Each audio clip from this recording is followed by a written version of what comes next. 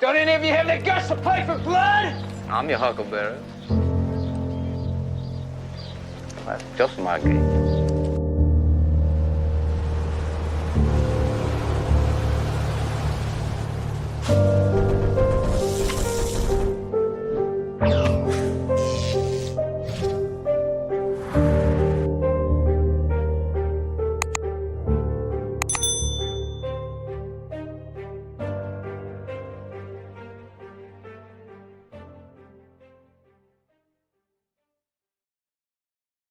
Ladies and gentlemen, Wes Huff is at it again.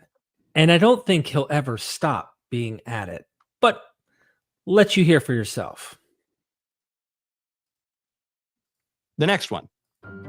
The notion that the Genesis creation story is copied word for word from the Enuma Elish. I'm probably mispronouncing that. But this notion that the Genesis story is totally derivative, even a copy from a pagan tradition. And so, there's no reason to really give it any credence. Just to save my ass from monetization, I'm pausing just to say, okay, everybody, he's trying to hint at the things that we're about to talk about. Okay, now let's continue. Can I just say, Yeah. Word for word?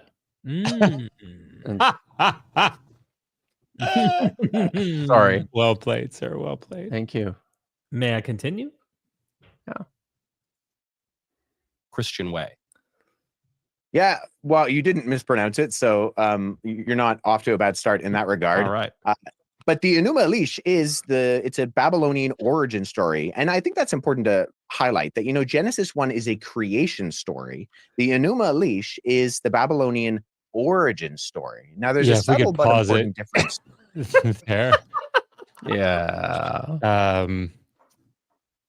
So I don't know exactly. First of all, I'd be interested to know why, what pronunciation pattern Wes is basing his, understanding of the preposition Elish on. But, I know that Steve Tinney, I think, pronounces it Elish. So, in good company. But well, I mean, we'll see that one thing Wes is certainly very good at. It's his pronunciation of Akkadian. Well, hot There's tikva, more. you know what I mean? It's hot tikva. Fair enough. But making this distinction between an origin story and a creation story. Oh, yeah, I'll wait. He's got a reason, right? He's got a reason here. Shall we watch and see what this reason is? Because he's got one. I'm I excited. said we do. Here we go. There, because the surrounding ancient Near Eastern cultures, they believe that matter in the created order was more or less eternal, and deities come from the creation, whereas in the Bible, creation comes from the one true deity. And that's important to note too, Michael. See, there you go, Josh. There you go. Yeah. I think he's smuggling something in here, though. You think? I think so. I think he said what is it? He said that in the ancient Near East there was this idea that that there was already preformed matter kicking around before the gods got their hands on things. I think he's smuggling in this notion that within the Genesis 1 creation story, it is, as I believe the author of the book of Hebrews says, creation ex nihilo, out of nothing. I don't know. Is that there in Genesis 1, Josh? No. No, and it's not. I think one of the things that I think somebody like Wes would have to contend with here is, Genesis 1 is certainly not the only, what did he say? as opposed to origin. The Or only creation account story. Yeah. in the Hebrew creation Bible, account, yeah. right? So That's true. That's you might wanna- very true.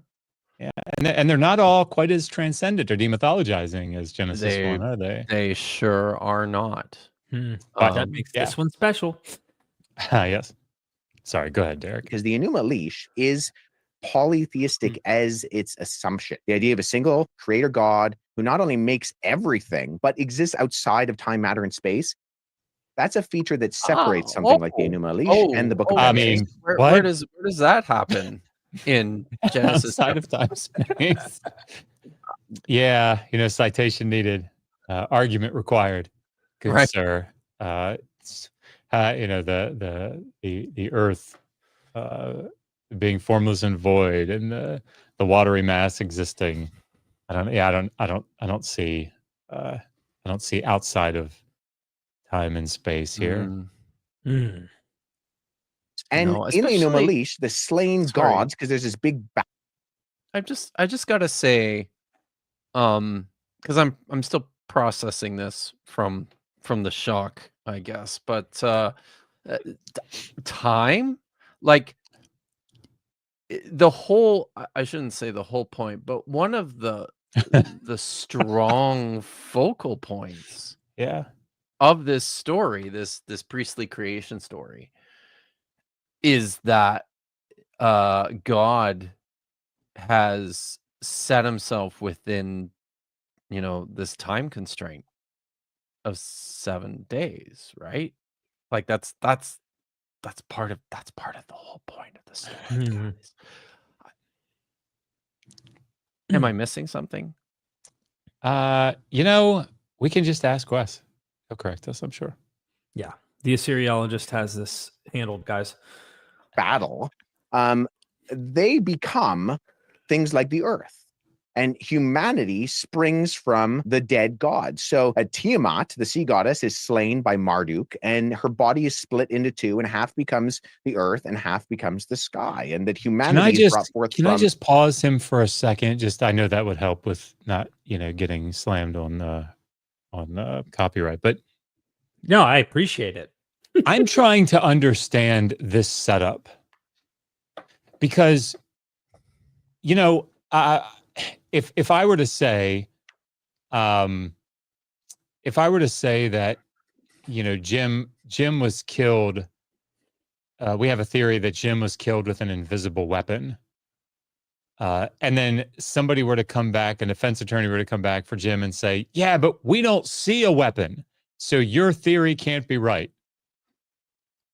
Right? We would say, well, I don't know. How does our theory we don't expect on our theory to see a weapon because it's invisible. So I don't understand exactly what he's arguing here. If the only thing that he's trying to argue is that it's not a word for word copy, which, nobody's really, nobody in scholarship is making that argument. And to be fair, I understand he's responding in this case to this discussion that he had with Billy Carson. So fair enough. But Look, yeah, go ahead. No. I just, on that point, because he is responding to that conversation he had with Billy Carson, I went back just 10 minutes ago to refresh my memory about that one. And importantly, Billy Carson never made the claim that Genesis, he said it's almost like it's word for word. He was more careful in places when you compare the two. He was definitely more careful, I think. But the thing is, okay, if we're trying to steel man people's arguments, right? If we're trying to do academic work here, which is how Wes seems to be positioning himself, I feel like what he should be saying here is, look, it's obviously not word for word, but there are lots of scholars that for the last several centuries, so a century and a half, have said, yeah, there's a very strong likelihood that there's a dependence between these texts.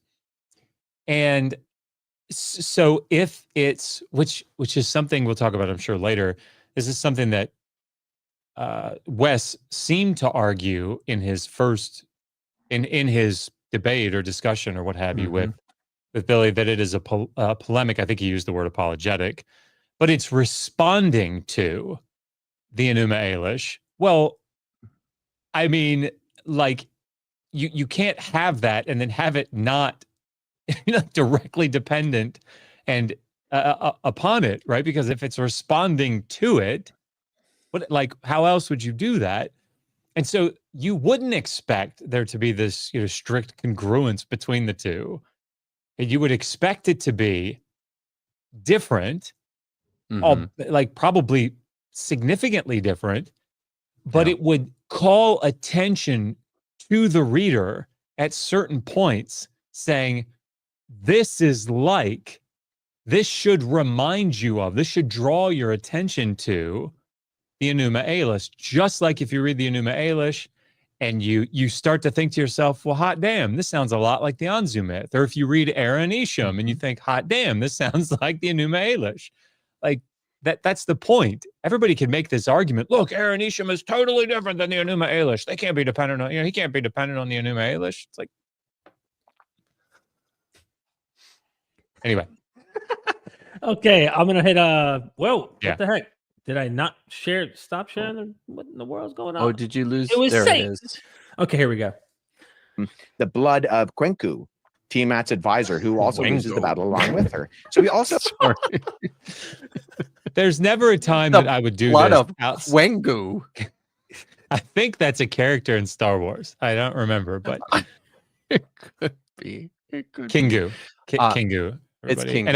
And I would never do that in a different context. But I don't know, when somebody's coming after somebody else unreasonably, I feel Yeah, like I it get gets it. them off a bit more. Or when somebody is promoting themselves or being promoted as an expert, and they're making silly errors like this, then yeah, call them out on that. By the way, Pat's in the house. He just says, "Can we I just see agree Pat. that Wes is a hack and move on?" Pat, can you just let us have fun? Yeah, come on, Pat. Like, say Boys what you just think, man. wanna have fun. Okay, come on. Okay, here we go. So have no linguistic parallel. So you can see the content is very, very different. And so if we're ascribing a word for Sorry, word what? or a Can we go plagiarism, back? I must have missed. Certainly, he couldn't have said there are no linguistic parallels. Certainly, he couldn't have battle said along that. with her. So we also have no linguistic parallel. So you can see the No content linguistic is parallels. very, very different. And so if we're Very different. I'll let let me make some phone calls. Got to get on the phone with Kenton Sparks and Eckhart Evangelical scholar Kenton Sparks. Yeah, I need to let them know. Mark Vandermeer up. Got to let them know. Yeah, there are. Sorry, Westifer. That's what I'm going to call him now. Westifer. we're ascribing a word for word or a plagiarism, I mean, all you have to do is read each text and see, listen, that's not what we're dealing with here. And then if we look at the languages themselves, the Akkadian and the Hebrew of the Enuma Elish, and then Genesis chapter 1, the parallels. Yeah, I'm curious. Has Wes Mhm. done that? Has Wes done looking at the I think- Akkadian and the Hebrew? I think we can sum this up in one word, Josh. Well, it's actually 3 words, Kipp.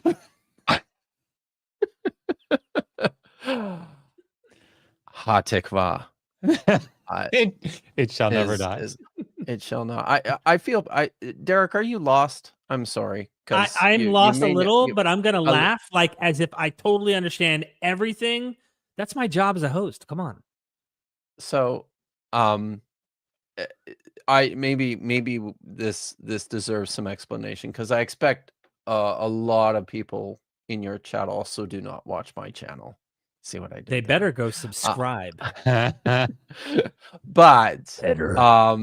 Josh and I did a response last month to a video with Wes Huff and Old Testament scholar John Mead, and Dr. Mead was was making the point about how to define, how to understand what a word is in Hebrew, which can actually be a little bit different from defining what a word is in English, because in Hebrew it frequently uses a lot of suffixed and prefixed elements, and through which you can actually say like very simple, complete clauses, short sentences, just with a single word.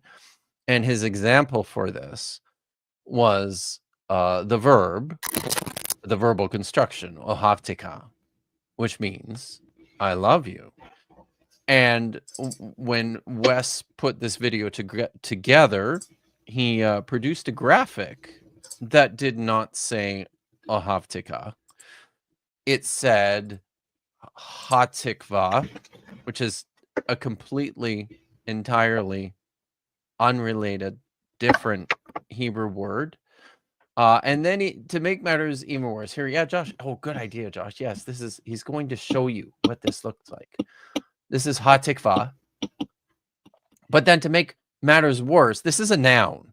And then it's actually the name of the Israeli state national anthem, and it means the hope. This is the verb, ahavtika. I think it would be a comments there. I think so. Ahavtika. Yeah, that's right. So that's ahavtika.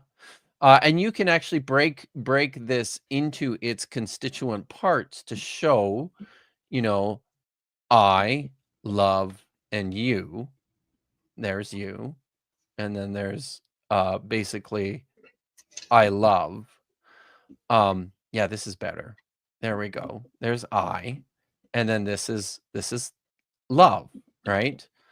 Now, to make matters worse, what Wes attempted to do in his graphic was to break hatikva, the noun, into its constituent verbal parts, of which it doesn't have any. And so he did this, and then he typed underneath it, "I love you." I can't. So, I wouldn't make these assertions. Clearly, I would just defer to you guys. Like this is what I do. I don't pretend to be the man. Look, right. I would do. Your audio's funny, by the way. It's funny now. Oh. Something happened to your audio. Oh, Yeah, it's because I've got. Yeah. Did you hit the wrong button? No. Oh, is it because of that? Okay. Yeah. I'll stop sharing. But that was quick thinking, Josh. Thanks. That was real smart. Thanks for that. Yeah. But go ahead. You're probably good now, right? Go ahead, Josh. I'm gonna put you full screen. Nope, your audio's. Now you're mute. There. No. Oh, there you are. There you are. You're back. Is it back? Is it right? It's back. Yep. Okay, It's back. Just make sure it's set to. Okay, good. Yeah, this screen capture thingamawhat's captures audio, I think. So anyway, yeah, okay. So I forgot what I was gonna say. Damn it! Oh yeah, I mean, like I would do 100 times worse than anything Wes did if I tried to like do Egyptian, right? I don't know Egyptian. And if I tried to read that shit, I would make all kinds of fucking mistakes. The thing is, I would say, hey, I don't know jack about Egyptian. So I'm probably going to fuck this up. Yes. Right? Yes. And I would talk to Maggie Bryson and I'd say, hey, I need some Egyptian put together. Can you do that for me? Thanks. The problem is the people are like, oh, we have ancient Near Eastern specialist Wes Huff. And here he is saying shit like, well, when you look at the Akkadian and the Hebrew, no, Wes, not when you look at it. Not when you look at it. Right. But well, we'll continue a little. I do want to back it up just so that one moment is heard for those just tuning in. I think it's important what you just pointed out. Here we go.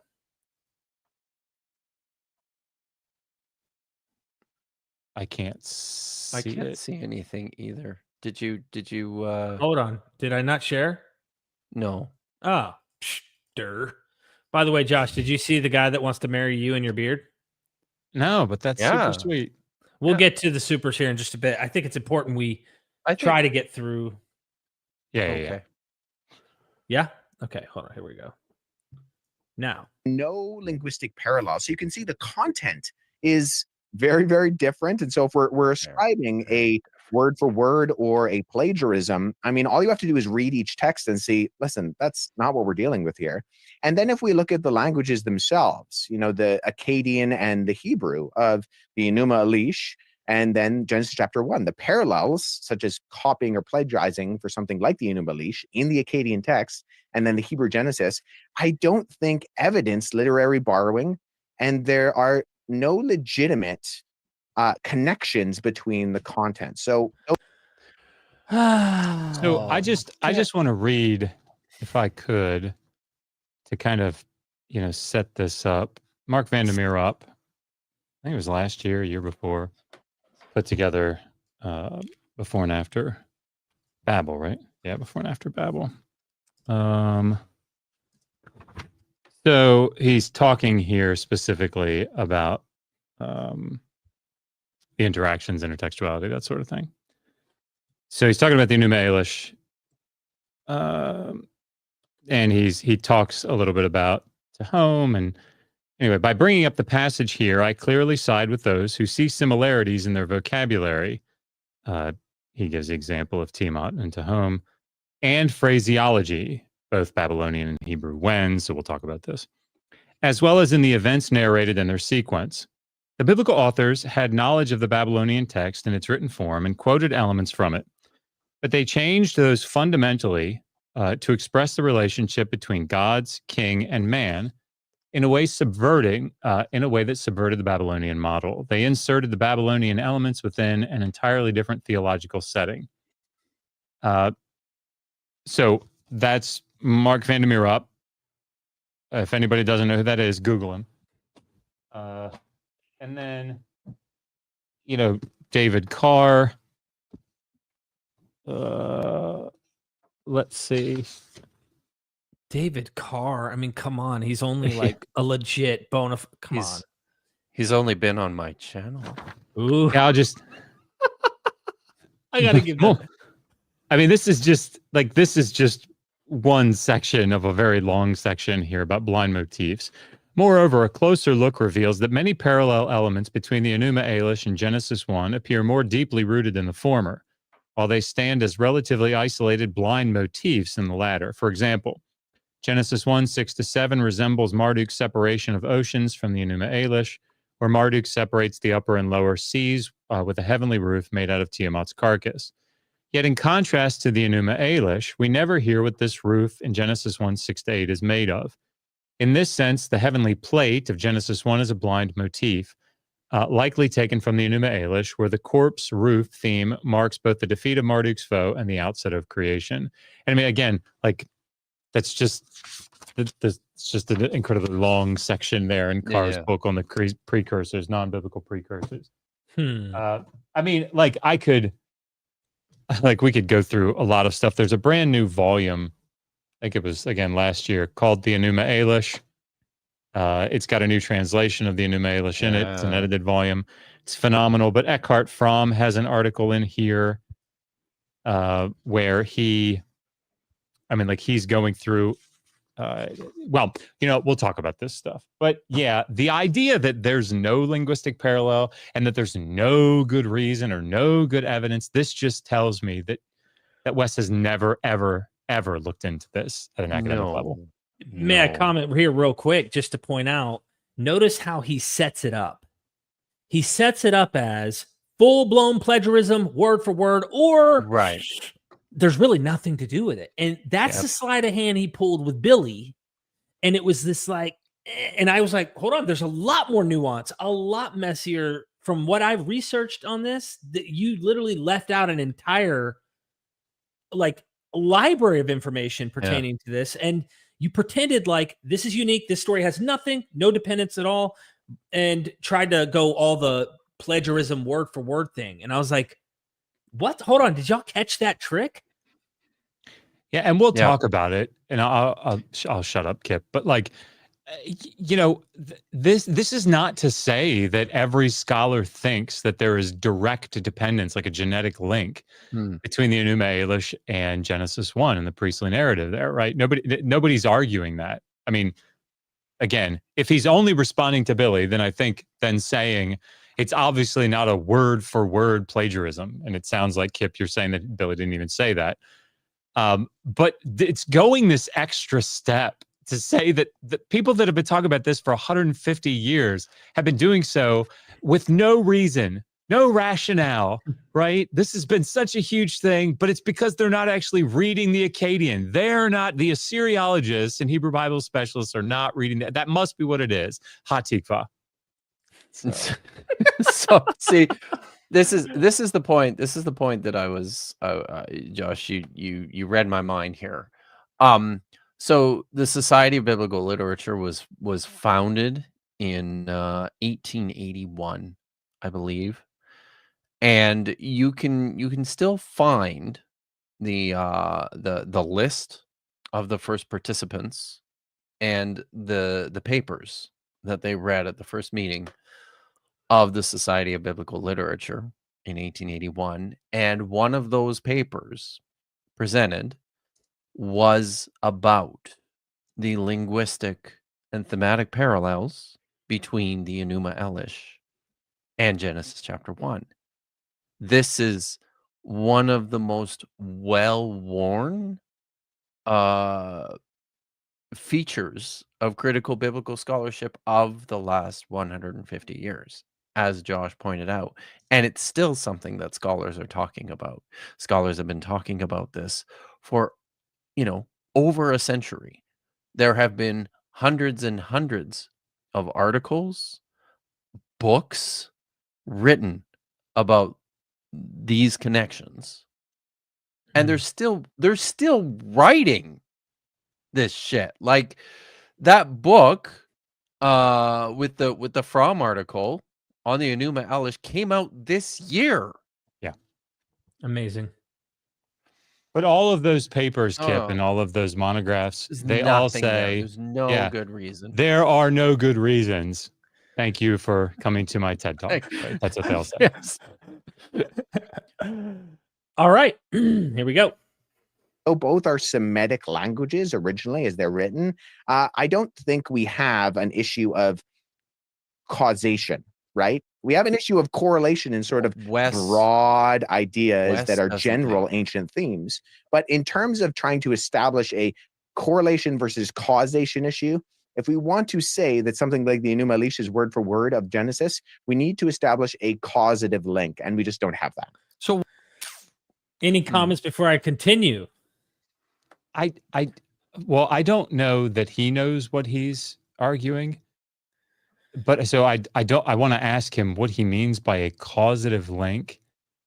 Like if I go around the house and I say, boy, that cake was sponge-worthy, right? And I clearly use it in a context where I'm saying it was really, really good. It was like, it was worth 250 calories or something that I allotted myself for the day. I don't know. And then one of my kids goes to school and says, oh man, like that hamburger that I just had was sponge-worthy. Now they don't have any idea of that Seinfeld episode. They're not linking any sexual content to it. Right. In fact, they might not even probably wouldn't make the connection of allotted a certain amount of calories for the day. Right. They just heard me saying that it's really, really good.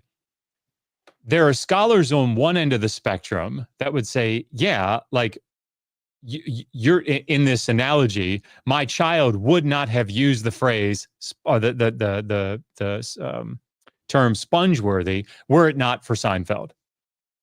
Right? It is dependent upon Seinfeld, even though it's indirectly dependent on Seinfeld through me.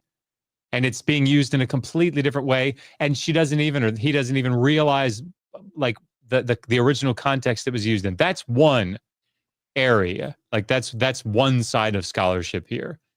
The other side is it's like sponge-worthy, but like my 18-year-old daughter goes to her last day of high school and she says, man, I tell you, that guy's sponge-worthy, right? Like I'd You know, well, that, you know, maybe she sat and watched that Seinfeld episode with me. Well, there's direct dependence, right? She's either thinking about that Seinfeld, or she's thinking this came from a show that I remember. Like, there's more direct dependence. That's sort of the other side.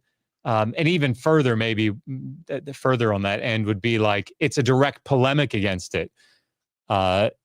It's a subversion of it. And I think there are lots of people that fall into that camp. But that's I don't understand. It feels like he's setting up this weird, as you said, Derek, this false dichotomy, right? Mm-hmm. It's either a word for word lift, or there is no connection. It's just all like general ancient Near Eastern themes. Yeah, it's a zero-sum game. Yeah. In his estimation, it feels like. You want me to keep going? Yep. Yeah, I think so. Why would people say this? Is the answer as simple as just sheer ignorance and presumption? Is there any other reason why they would draw this parallel? Wow, 140 years, my guy. 140 years. Scholars have been talking about this. Yeah, I think it's a bit of that. I think it also is, it's not that you can't draw parallels. There are generalities that we can find. It's similar to when people say that Jesus is also copied from ancient pagan deities, in that this is sometimes called the Texas sharpshooter fallacy, where you have this image of a Texas. You good? You want me to keep going? Yeah, it makes me want to weep and then die.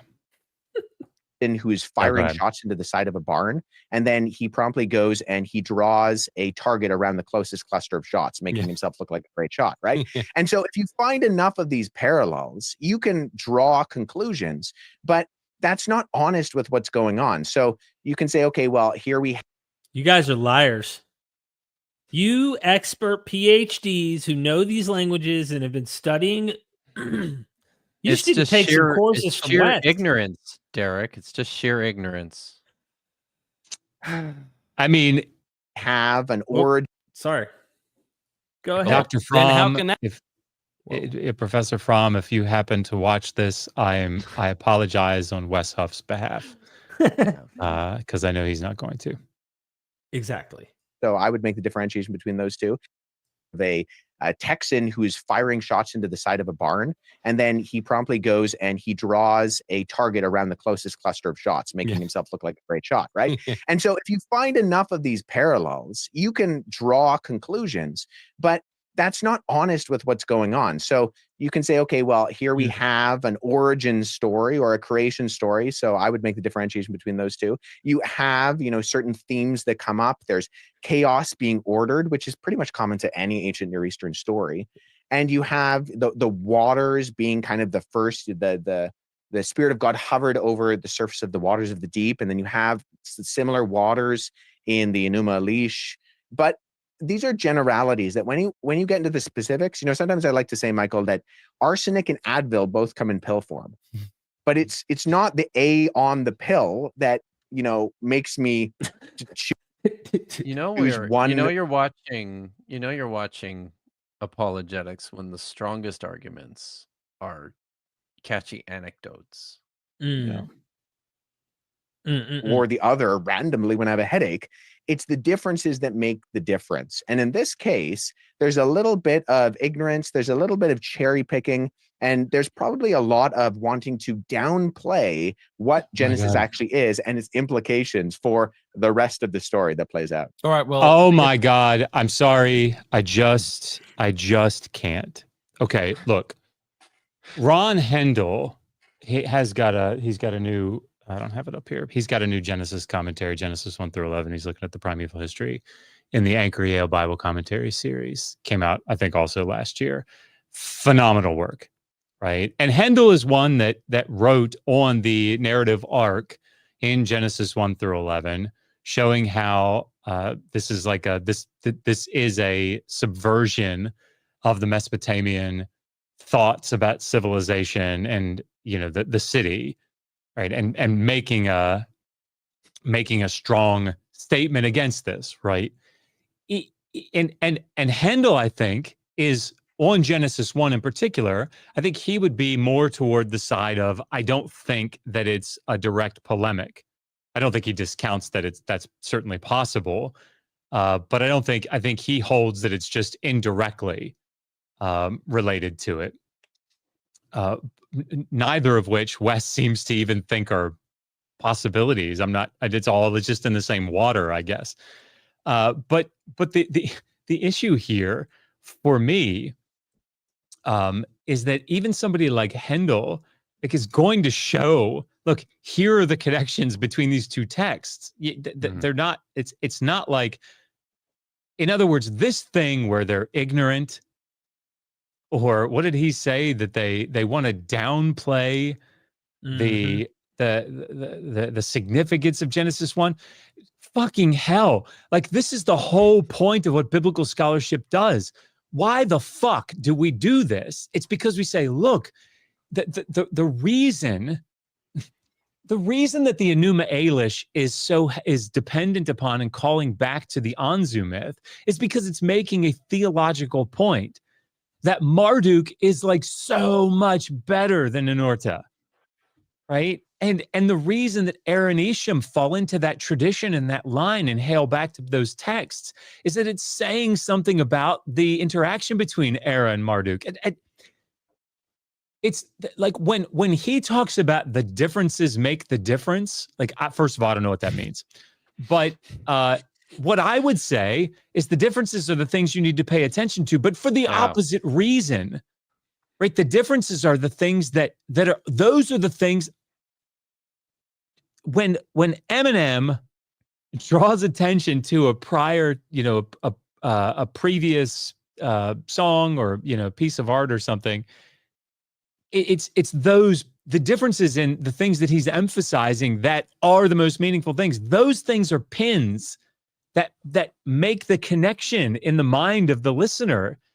Like thinking, sorry, I'll shut up. But like, you already know who the fuck you are, Kelly. Right? When he says that line in that Diss Against R. Kelly, like, that's supposed to make you go, oh my God, it's R. Kelly, if you didn't realize it before. But it's not like, the rest of his rap or something is word for word, something that R. Kelly said. I don't understand really his point at all, honestly.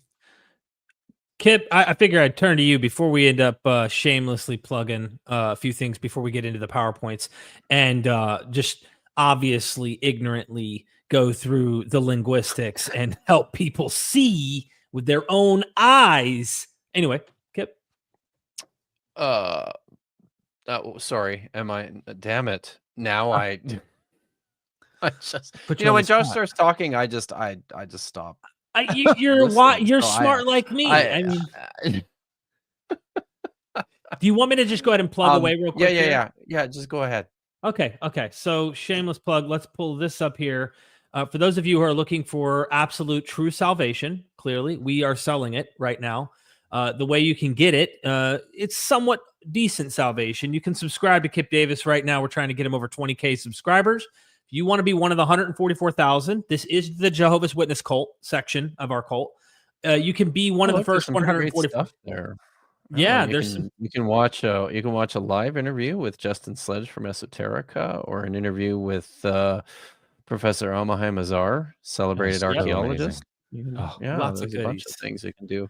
So subscribe. I pinned it in the comments so that I may or may not have a conversation with David Carr on my channel. Ooh, it's all a journey. Yeah, that's it. So help him out. Subscribe to our buddy Dr. Kipp Davis, Dead Sea Scroll scholar, and he's bringing all of this to us publicly for free with the YouTube channel. You can also support him on Patreon, and you can harass him there. He tells me he encourages people to harass him. So if you want like a legal loophole, there's your loophole. The queen, I would say, Megan, really runs the digital Hammurabi, and she is the real brains behind the whole what Dr. Josh does. If it weren't for her, it's like me and the queen of MythVision. I'd have nothing, literally. There's dependence, direct dependence. Well, yeah, I mean, it's word for word in our case. Okay, so just like the Isaiah scroll. Exactly. Yeah. Also, you can take a course by either one of these professionals on mvp-courses.com. We're going to actually discuss a section of the actual course that Dr. Josh has with us at mvp-courses.com. You're helping the Queen of MythVision. You're keeping us alive. Take the myths borrowed by the Old Testament with Dr. Josh. And if you want to know about ancient Israelite like culture on the ground, I mean, Kipp, you spent I don't know how many hours. This was a 14. long course.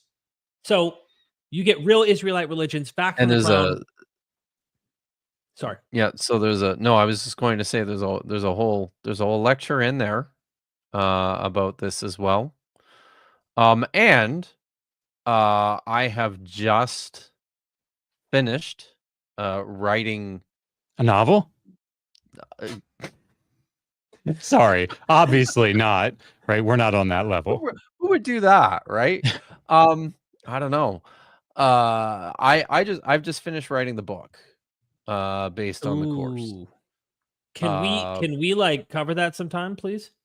Yeah, absolutely. It would be So an honor.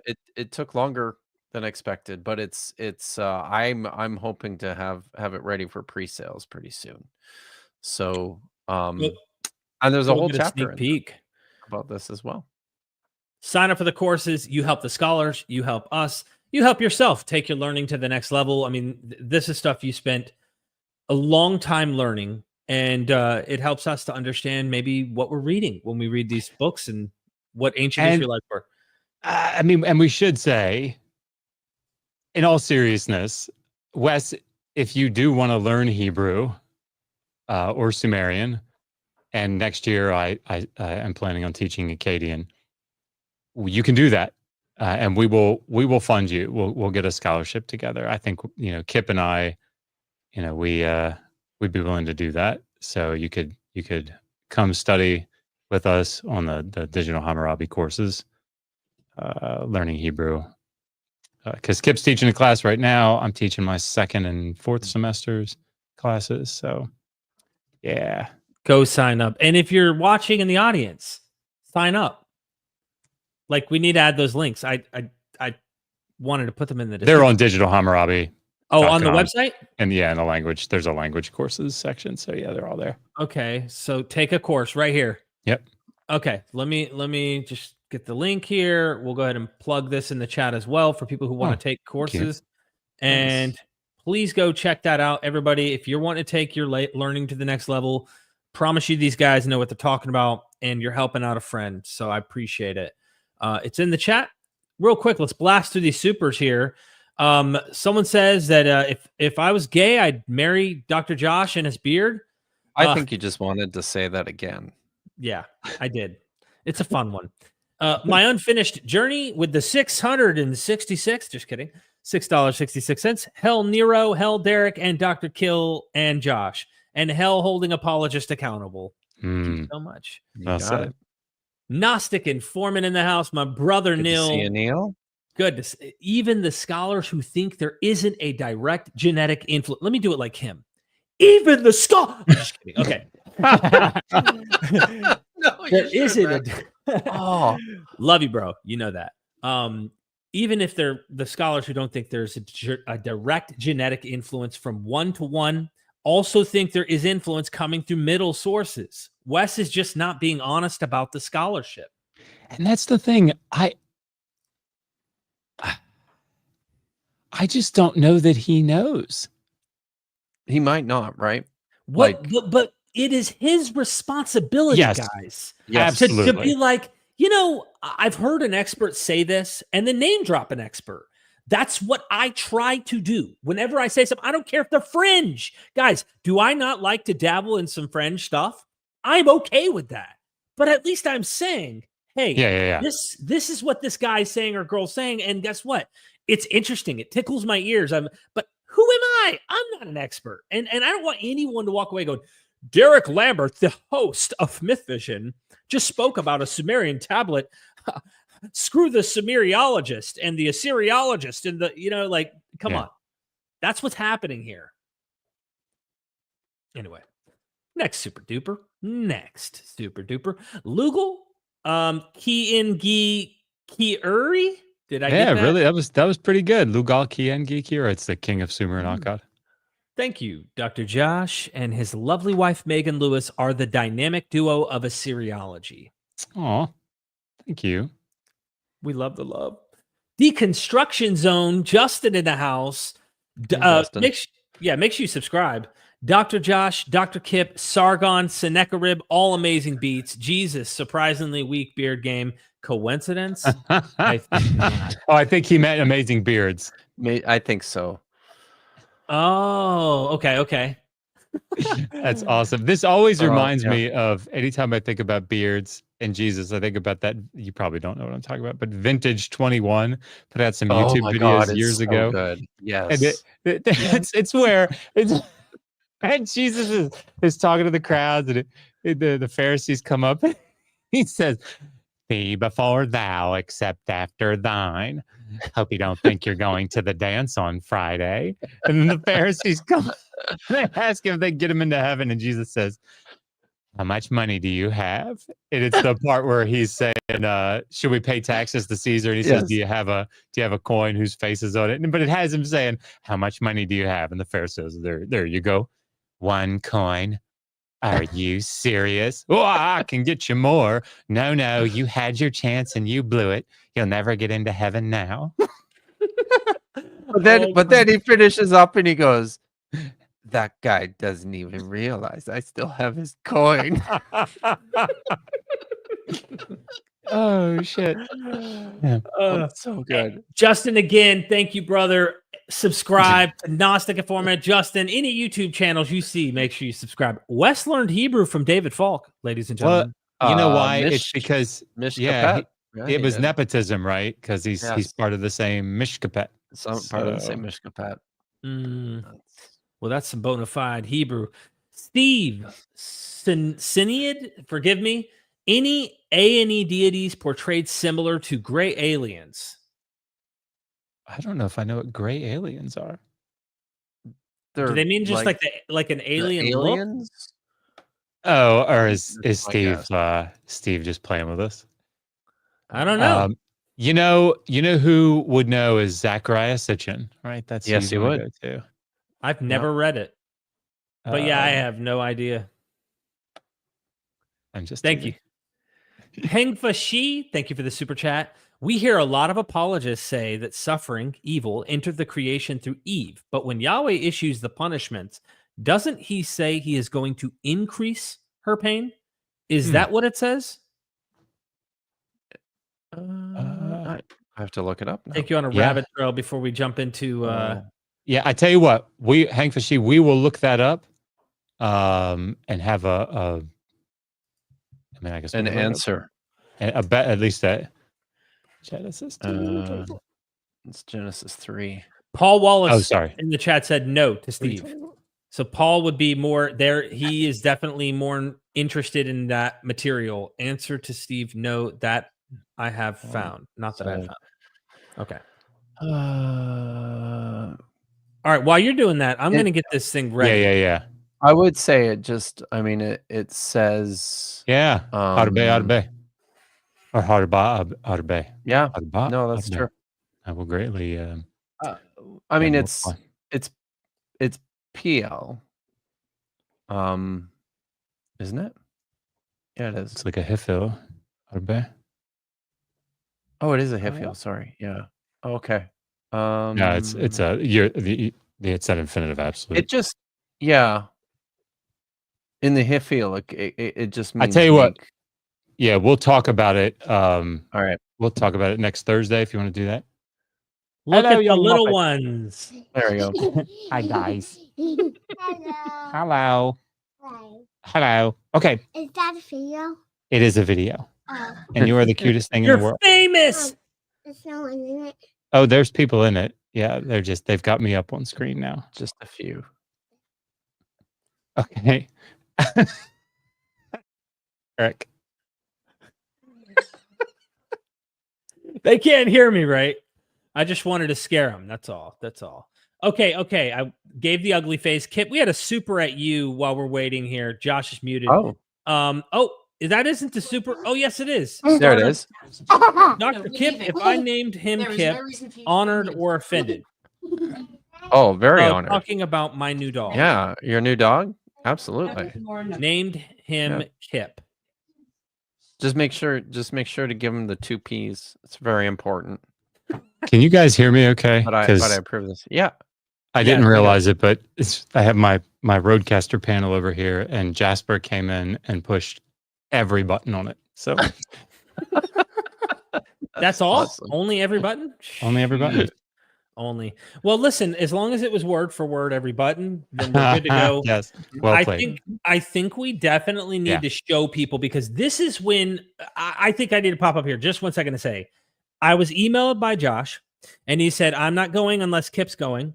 And then when Kipp said, I'm going to go. Okay, I'm willing to meet that weirdo Derek on his own stream. And I was like, all right, I'll take those words. I'll accept them. And then when Josh sent me the email that showed scholarship and stuff that was showing how much scholars notice between Genesis 1 and the Enuma Elish, I already thought, okay, I knew there was something, but I didn't realize there was something. Okay. And that's what I was like, this is going to make a great show. So we're about to dive into some fun stuff. Don't go anywhere. Hit the like button so Marduk sends more, troops this way to watch us as we build the cosmos with Tiamat right now in front of you. And Josh, you just say when. Okay. So this is a PowerPoint that is a modified, very, very, very truncated version of just a part of the course. So this is the course that Derek was talking about, Mythbard from the Old Testament. That's the full thing on his MVP courses. If you go to the next slide, that's the layout of the 7 lessons, I guess, whatever they're called. So the one highlighted there in 4. It's not an accident that there are 7 lessons, because there are 7 tablets of the Enuma Elish and 7 days, of creation. So no, I'm just kidding. So we're going to be talking about Genesis 1 and the Enuma Elish, and we might not get through all of it, but I think enough to make our point. So okay, you want to keep going. So I just wanted to give everybody sort of a brief overview of what the fuck we're talking about when we talk about the Enuma Elish, right? So Enuma Elish, it's the first 2 words of the story. So it means when above or when on high, and this is very common in Mesopotamian literary text to name a text after its first couple of words or its first phrase or whatever. So this is the story about Marduk's ascendancy over the divine pantheon. So again, we'll talk about it here in a little bit, but this is the main point. So people have referred to this as an origin story or a creation story, whatever the fuck he was saying. They usually talk about it as a creation story. Not a creation story. It's not a creation. No, okay. Or it is. It's not an origin story. I don't know. But the point is that no, it can't be that, obviously. But that's in some ways it's an ancillary feature. Really, the main point is Marduk's ascendancy over the rest. So it consists of 7 tablets. We have them, right? The text probably dates, the earliest copies we have, I think, are at the 9th century, maybe, but certainly lots of them in Ashurbanipal's library. But if you read William Lambert's work on this, 2013, I think, Babylonian Creation Myths, like he makes the argument that it's a late 2nd millennium. I think most people hold to that it was that it had its origin there. Very, very popular, very widely distributed, both more chronologically than geographically, but certainly geographically as well. Eckhart Fromm goes through a lot of this in his article, his contribution in this volume here. So, definitely check that out. We have very clear references to the Enuma Elish as late as the 5th century CE. So, it's people were quite reading it. Right. Yes, this is true. Fair point. And so it interacts. There's intertextuality with the earlier Akkadian myth, the Anzu myth, and then it's later utilized by the literary text Aaron Isham. Word for word, again, though. Word for word. No. And if it wasn't word for word, then there's no way we could say that it interacted with it. So it has to be word for word. No, but the Enuma Elish was one of the main features of the annual Akitu festival. So like the New Year's festival. So it was very, very important, very central to particularly Babylonian culture. Okay. So just a very quick overview of the story itself. Tablet 1, you have the creation of the gods. So Apsu and Tiamat are like the primeval ocean, freshwater couple. They mingle their waters together and they bear Lachmu and Lachamu. And then those two bear Anshar and Kishar. And then Anshar and Kishar have Anu. And then Anu has a Nudimud. Does that mean that there are two primal deities that always existed technically? There's no creation of those original two, right? They just existed. Yeah, I mean, I think you'd have to take the text a step further than probably what it intends. But yeah, I mean, I suspect that in the mind of the writer, there's been this water. You know? Right. I just say that because that's one of the things that Wes was trying to point out, is that the gods get created in this myth. Oh, I see. As if like there isn't this implication that really there is an ultimate primal, you know, and those first weren't created, but like every other mythology, gods have descendants and stuff like that. And anyway, I just think it's ridiculous. But anyway, continue. So the lower gods, you almost have like a mini Enuma Elish built into the first tablet, because you know the reason that Tiamat gets so angry and the other gods get so angry and want to kill the other gods is that Marduk is roiling up Tiamat, and we'll talk about that here in a minute, with the winds that Anu gives him, his grandfather gives him. Well, and so they couldn't sleep. Well, you know, here, or they get disturbed. So here, the younger gods are born and they're moving around and really upsetting. So people can't, like the other senior deities can't sleep. And so Apsu plans to kill Ea and kill the other gods. Ea gets wind of it, understands what's going to happen, and takes out Apsu before it can happen, and then builds his abode in the Apsu, sort of like utilizing the god Apsu to make his home in the freshwater. While there, he and Damkina, his spouse, give birth to Marduk. Marduk is like the god of all gods. He's like amazing and huge and just, you know, very, very powerful. And so his grandfather Anu gives him these winds to play with, and Marduk's playing with the winds and roiling up Tiamat. And anyway, ultimately she decides she's going to create these monsters, and some of the gods in the pantheon are all going to go take out the other gods. Okay. And she sets up Kingu, it's Quingu. Quingu, Josh. Get it right. Qui-Gon said, I can't remember. Quakar. Yeah, there you go. Car. That's enough. And gives him the Tablet of Destinies, which is a really important feature. Okay, go ahead and go to the next one. So then Tablet 2, everybody's really afraid because Tiamat is badass, and Ea goes to Anshar, and Anshar says, go take care of this, right? Ea goes out, and he's too terrified. He comes back, he says, there's no way I can do it. That's a big deal, because Ea is one of the big three, right? So then Anu goes out, tries his hand. He gets scared. He comes back, says exactly the same thing. Can't do it. Can't beat her. Anshar gets pissed off and leaves. So then Ea goes to Marduk, and Marduk says, he goes to Anshar and he says, you know what? Let me take care of this for you. I will go kill Tiamat. That's the end of Tablet 2. Tablet 3, but he makes the sorry, it's an important point. He makes gives a requirement or a stipulation that he has to be made senior god, essentially. He has to be given ultimate power over the other deities if he's going to do that. So then Tablet 3, that's what the gods do. They convene, they have a feast and whatever, and they decide that's what they're going to do. They're going to grant him ultimate supremacy. Tablet 4 starts off with them specifically doing that, granting, decreeing his fate. And then Marduk defeats Tiamat and using her body. It's surprisingly short, actually. When you read it, you're like, oh man, this whole thing seemed to be working up to this, and it's over kind of quickly, which kind of the point. right? Which we can talk about later if we want to talk about intertextuality. Anyway, so tablet 4 ends with him creating heaven out of half of Tiamat's carcass. So in tablet 5, he sets up the constellations. And then he uses the other half of her body to create like the earth and the rivers. It has rivers come out of her eye sockets and sets up her crotch as like the brace of heaven and all this sort of thing. Uses her tail, I think, as the bond.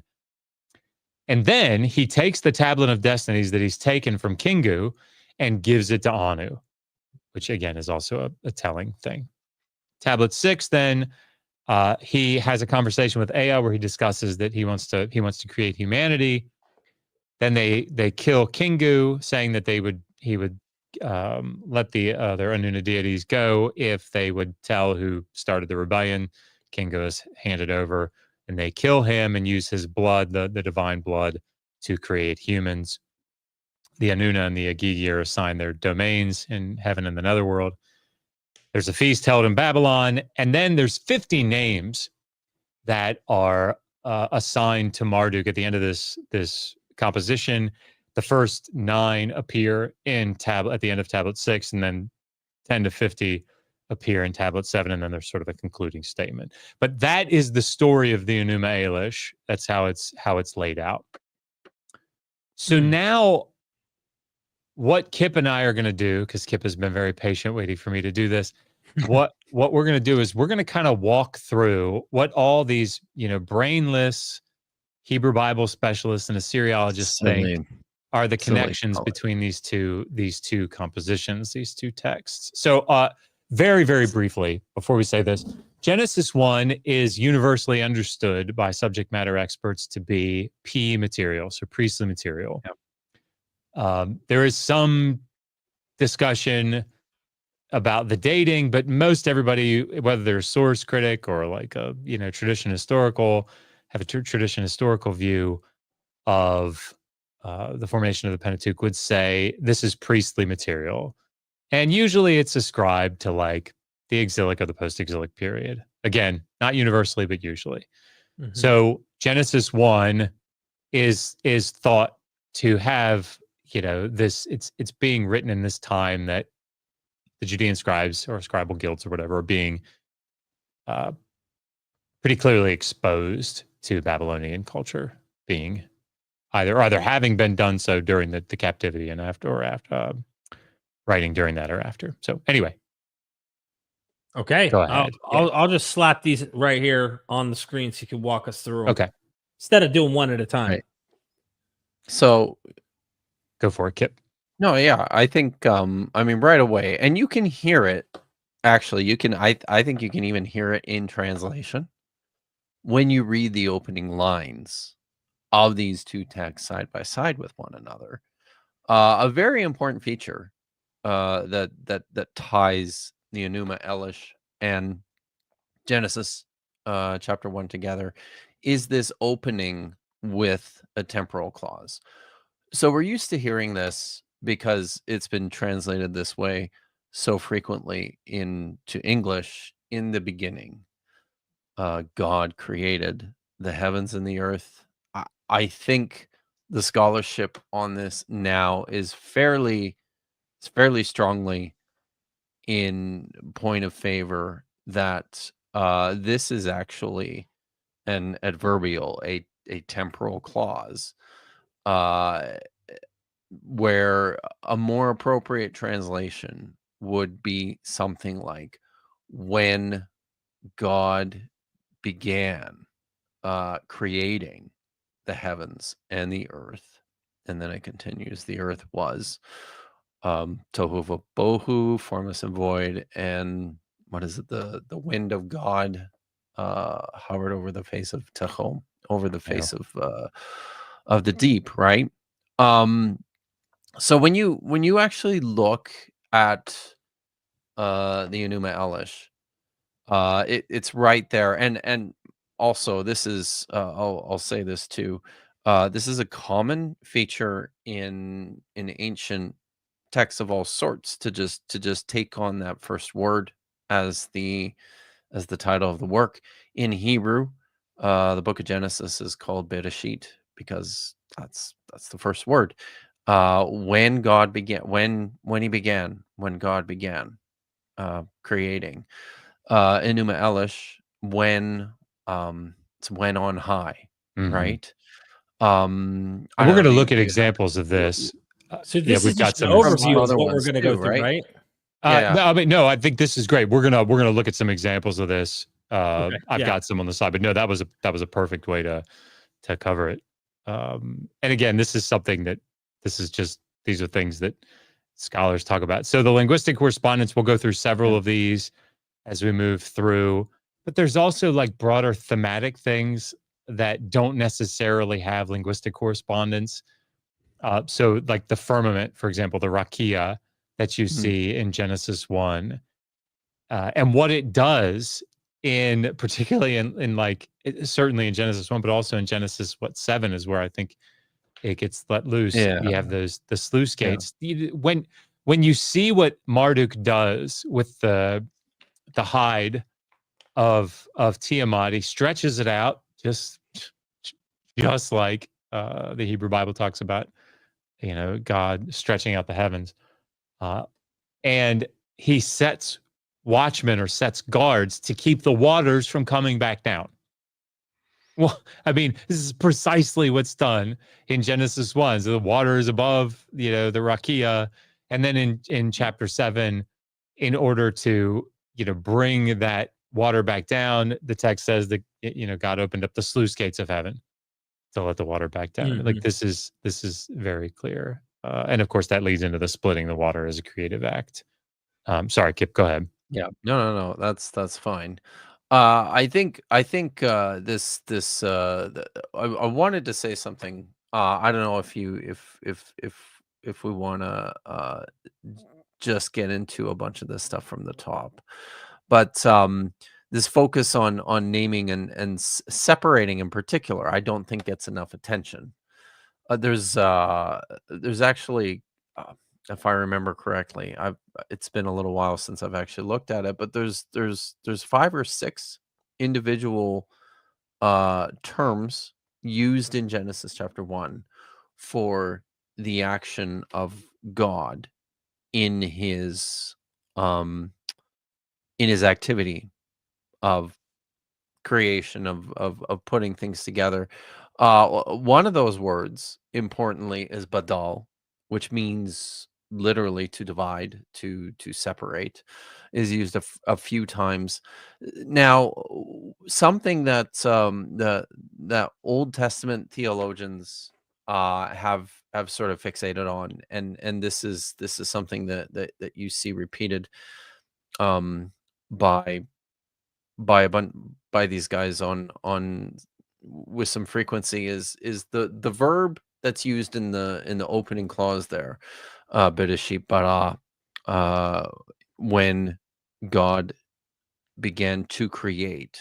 That word bara, it's used again, I think, the next time in verse whatever it is, I think is it verse 23, when he creates, again using bara, the sea monsters, and then it's used a third time in the text when God, speaking in the plural to his divine council, says that that they should create man.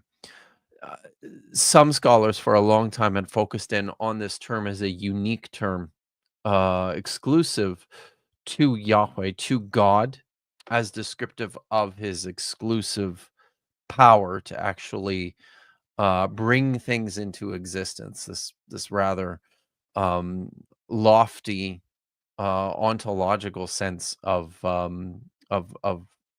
making things ex nihilo, out of nothing, right? Which I think is maybe the wrong way to look at this. One of the things that you discover when you look at a Hebrew lexicon is that you're actually going to get a couple of different entries for this verb, but one of them is to create, and that's where God is always the subject of this verb, and this is exclusive to him. But then there are other times in the Hebrew Bible where this word is used and it looks exactly the same. It's basically the same root. It's the same. Takes the same conjugations, the same forms, and yet lexicons will separate them and will say, well, this one actually means something more along the lines of let me pull this up here, of to cut or to clear, or importantly to divide. In fact, it occurs this way in Joshua chapter 17. Uses this word very, in a very natural, sort of ordinary fashion to indicate cutting, splitting. And this actually fits quite well within what's going on in Genesis chapter 1, where it seems like the focus of God's activity, much in the same way as it is in a text like the Enuma Elish, it's all about dividing the useful bits from those that are useless. It's assigning form and function to things, naming them as a way of establishing their usefulness within this new created order. So it's when you see the text side by side and you recognize that this is happening, it's easier to see this correspondence. Yeah, and I think I guess just sort of because I can move a little bit faster through this stuff, just because I'll get bogged down on it. That's probably my fault too. No, definitely not. No, it is. It's always I'm my just fault. kidding. It is. It is. Anyway. No, because I'm looking at this and going, "Oh my god, I want to talk about this for like an hour." Oh, right. Well, the weeds you just went into, though, Kipp, it is your fault, but it's not a fault that I think is worth blaming in a negative way. Like this whole thing, I could see there's so much more. You're just trying to say, like, you have no clue, like, how much this has in relation to what we're looking at here. But anyway, I don't want to keep you guys forever. That's why I was thinking we'll do like a brief blast through. So yeah. And I think the thing to point out, particularly as we move forward, the rest of this slide and the next slide, is that part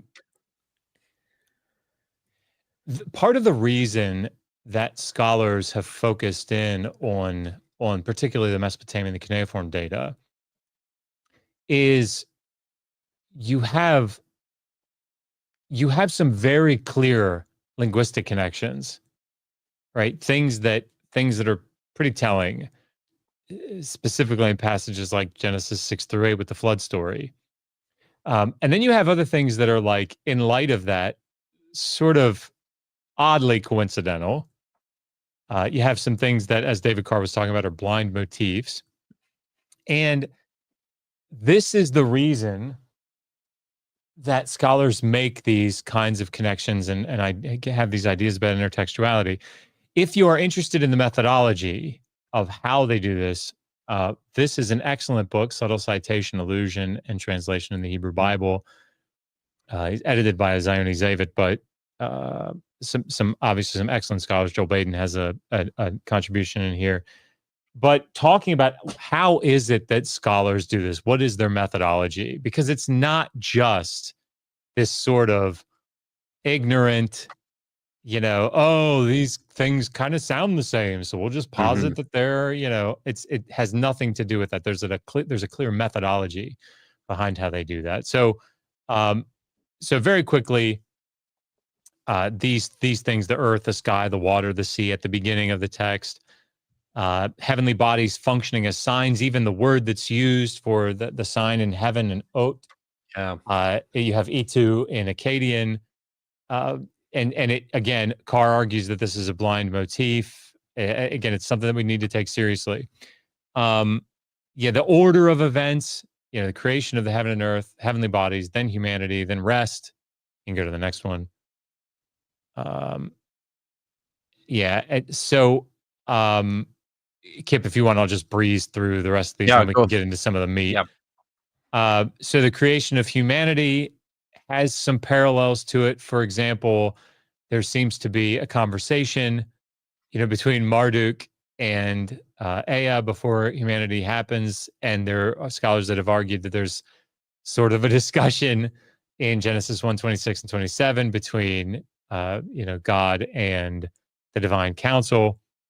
But you have the creation of humanity from the blood of a god and in the image of a god.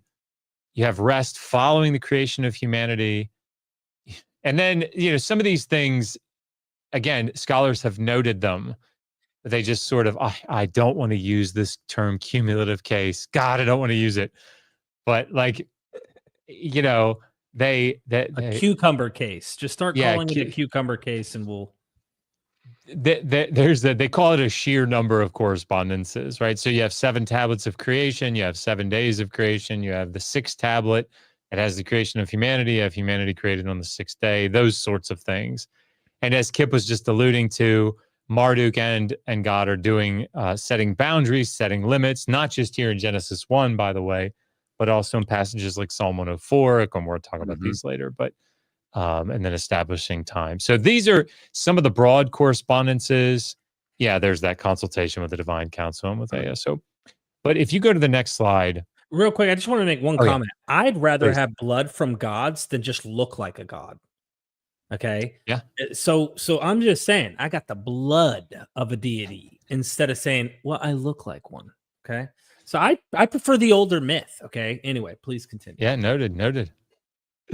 If you go to the deck, there we go. So we're just going to look at some of these examples here in a little bit more detail. And Kipp has already, if you go to the next one, Kipp has already kind of talked about this a little bit, but here are the opening 5 lines. I won't read this to you. I just wanted to put it up on the screen so that you could see it. But I won't read you the Akkadian, is what I'm saying. But when on high, the heavens had not been named, below the earth had not been given a name. It was Apsu the first who was their begetter. It was creatress, and we don't like Mumu is a very debated term, what that means there. Eckhart Fromm in 2013, actually in this Festschrift, I think it's a Festschrift. Yeah. To Peter Machinist has an article where he talks about what does Mumu mean, and he compares it to the divine Ruach in Genesis 1. But anyway, whatever this Mumu Tiamat is, who bore them all their waters mixed together. So then if you go down to the next slide, these are the opening lines of Genesis 1. So when God began to create the heavens and the earth was formless and void, and darkness was upon the surface of the deep. And the wind of God, or the spirit of God, or the Ruach of God, whatever we say that as, hovered, Merachefet. What the fuck does that mean? Mm. It's hard to know.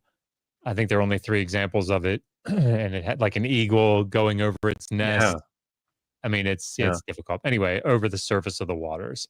So if you go to the next slide, you put those 2 in the Akkadian and in the Hebrew together next to each other. This might look a little confusing, but you see some of the linguistic parallels or thematic parallels that don't exist. They don't exist. They don't exist here. You can't find them. So I've highlighted here Enuma. This is the temporal clause here, highlighted with the bait preposition plus its use with Bereshit and bara forms a temporal clause here. Shamamu is the heavens. Shamayim is heavens in Genesis 1:1. Amatum is the word for earth. It's actually sort of a poetic form of Ertzitum in Akkadian, but that's paralleled there with Eretz, or here. Reishtu is the word that's used to describe Apsu. He's the first, he's the best, he's the whatever. Reshit, again, not used in the same context, just the amount of parallel The terminology here. clustering, Yeah, the right? clustering, Yeah. right? The text is sharpshootering, should we say? Yeah. You're just drawing a circle We're around just it. drawing circles on the barn. Yeah. That's all I'm doing. Mumu has again arguably parallels in Ruach, again based on its linguistic analysis. Obviously, here the one that always stands out for people is Tiamat and Tehom. They are from the cognate Tamtu. It is possible that Tehom in Genesis 1 is utilizing Tiamat. There are lots of scholars that would argue that. Some would just say no, they're both utilizing Tamtu. But of course, that in and of itself has significance. And then Mayim and May are both, linguistic parallels as well. But you can see sort of the clustering there. So then if you go to the next slide, it's a little clearer. When in Enuma Elish, when in the Genesis account, heavens, Shemamu, heavens, Shemaim, earth and earth, Reish 2 for first, beginning, Reish. Again, those are in different contexts. One is being used temporally. So I don't want to lead people astray on that at all. If we understand Mumu as a creative spirit, there seems to be good correspondence there. And again, Eckhart Fromm in his 2013 article argued that, and then Mayim and May. So this is just the opening lines and their correspondences. But Kipp, if you wanted to go to the next one, Kipp, I think I've got some examples of some temporal clauses. Yeah, so if you want to walk through that. Sorry, I don't know if you remembered how I set the slides up, but go ahead.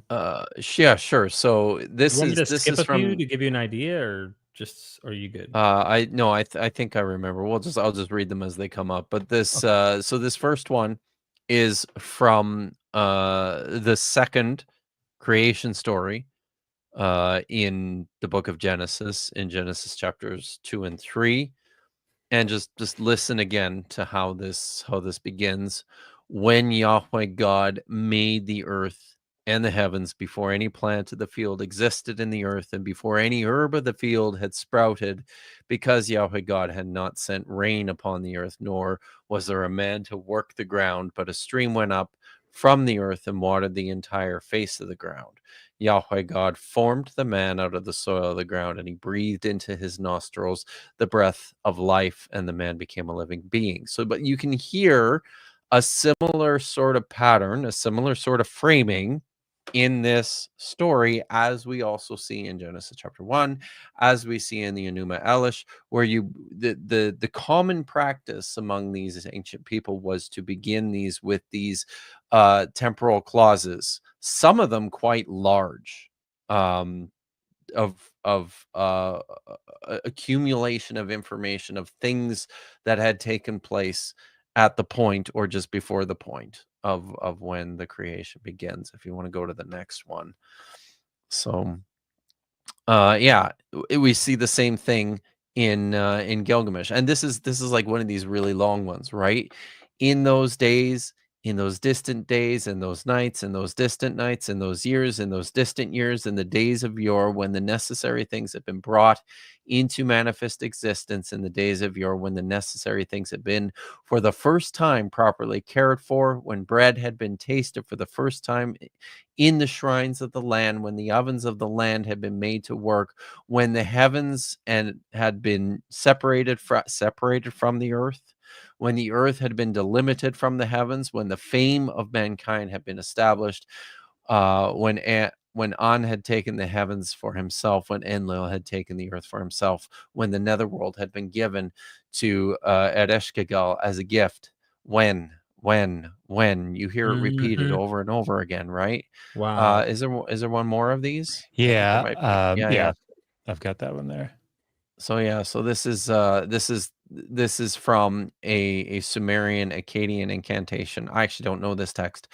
A pure house, a house of the gods, had not yet been built in a pure place. A reed had not yet come out. A tree had not yet been created. A brick had not yet been laid. A brick had not yet made. A brick not yet made, a house not built, a city not built, animals not existing, Nippur not yet built, the Ekur not built, Uruk not built, the Eana not yet built, the Apsu not built, Eridu not built, the pure house, the house of the gods, the residence had not yet been built. All the countries were still a seal. Again, setting this sorry, temporal framing, right? It's a C, and I put an exclamation point there, but it looks just like seal, but it's actually it does C. say it's a C. Yeah, which is important. Yeah. Yes. Sorry, That is very I important. should have used a different font because All I read the- it and I was No, like, that's okay. why the fuck could there's not been a seal? And I was like, oh, well, maybe it's talking about like a stamp seal or a cylinder blitzed seal. right I was like, oh, wait, that's it. Sorry.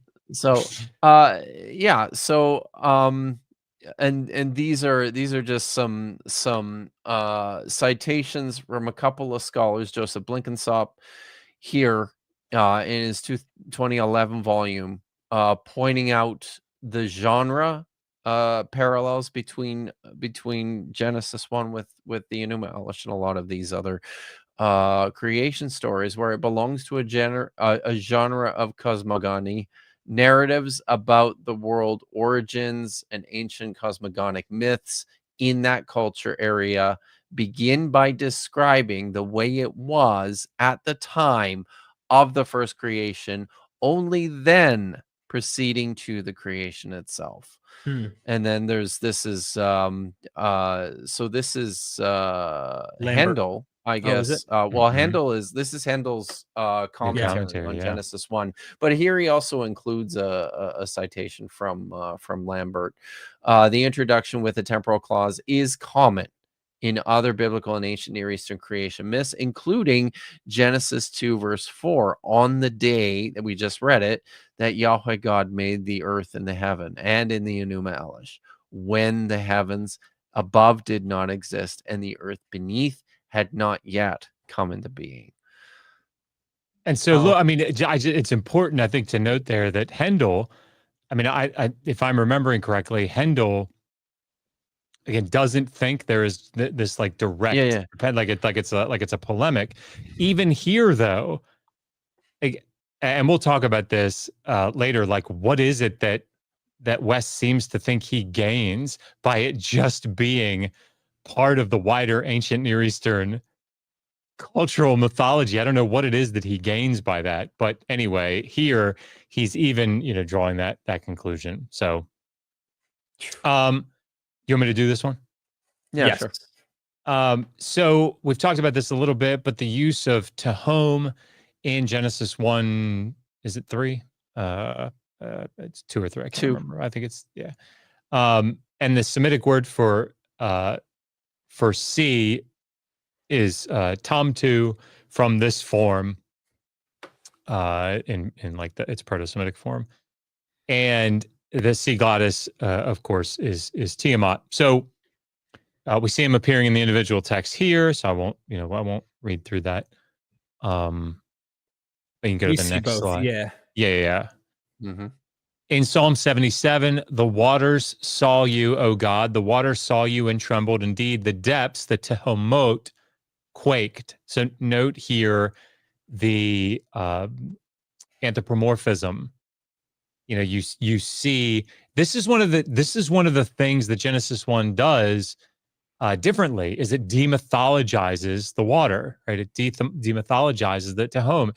This is an important bit. Genesis 1 is saying, in the same way that in the Enuma Elish, Marduk is so powerful that Kingu, the one that has the fucking tablet of destinies, like falls apart just by Marduk approaching. In the same way, even more so, Yahweh, or God, Elohim here in Genesis 1, is so powerful that there's not even a battle to be had. That's how powerful he is. He's gangster. Yeah. Yeah. So here, this is Hausfeld. The cosmological insertion, verses 17 and 19 and 20, holds a unique place within the whole of the psalm. It is true that the emphasis on the element of water has an obvious association with the passage through the sea, the Exodus, but here it is a matter of the mythical cosmic confrontation between the superior God King and the waters of chaos. So this is, if people are familiar with that whole chaos conf, theme, that's what it's sort of what this is in the tradition of. Psalm 104 is sort of the same thing. You covered the earth with the deep Tehom like a garment. The waters stood over the mountains. They fled from your threat. From the sound of your thunder, they hurried away. And then this is Estes saying, in ancient Near Eastern thought, the waters represented the forces of chaos, but throughout the Old Testament, they are under the control of the Lord. And that's really the big point here, is as you progress intertextually, you see. I was going to say, yeah. No, go. Sorry. Are you done? Oh, no. Sorry, no. I interrupted you. Sorry. I think there's just this one. So here's Blenkinsop again, the author of Genesis 1, a learned priest and scribe familiar with Mesopotamian and Levantine myths of origins, has so thoroughly demythologized the different narrative elements of the creation story. For example, by substituting the Tehom for Tiamat, and by eliminating the use of the physical material in creation, mud, blood, etc., that we have to work hard to detect the mythological, is it Erefond? I probably pronounced that wrong, of his account. So, yeah, again, the differences make the difference, I think is what Wes said. But like the point here is that just like, the writer, the scribe in Enuma Elish is trying to say, remember the Anzu myth? Remember what Ningirsu? Remember when he had to fight with Anzu really hard and he couldn't beat him and he had to use like a trick to beat him? Yeah, not Marduk. Marduk is so much more powerful. And in the same way, you remember Marduk? Remember the Enuma Elish? That thing that you guys hear every year. Yeah. Yep. Yahweh's so much more powerful. Elohim's so much more powerful. Anyway, go ahead. No, I was gonna say that it just brought to mind the Tehomot, the plural form also appears in Exodus 15, the song of the song of the sea, which is regarded by, I believe, most Hebrew Bible scholars to be the oldest text in the Hebrew Bible. Yahweh, what does he say? He uses the Tehom, the Tehomot, the deeps plural, wraps up, covers Pharaoh's army and drags them down, into the depths. But it's everywhere. It's it's so common. You get it in Revelation. I mean, you get the seas. There's no more sea. There's the chaos being subdued in the end. Yeah. It is mythological, though, it seems, in Revelation. Isn't that interesting in a way? I feel like that's mythological. But the demythologized thing, for the viewer who doesn't know, you mind just taking 1 second to explain what that means? Because it's still a mythology, but it's like it's a demythologized mythology. So the point, I think, and you don't see it in many of the Psalms, right? The Psalms, as we said, anthropomorphize the Tehom. Even though it's completely under the control of Yahweh, it's still quaking, it's still fleeing, it's still running, right? It's still doing things that people do. And so in that sense, it's anthropomorphized, as if something that needs to be conquered, right? Even if that conquering is super, super easy, or it's already been done, it's already assumed to have been done. Whereas in Genesis 1, you have these things like the Tehom, like the Taninim, right? The sea creatures that don't reproduce after their kind, that are there, and there's no battle that needs to be fought with them, right? Specifically with the Tehom, there's no fight that needs to be had with the Tehom. It's just, it's not anthropomorphized. It's just sort of there and under the control of the deity. So when we say that demythologizes it, what they're saying is that it's taking away this anthropomorphic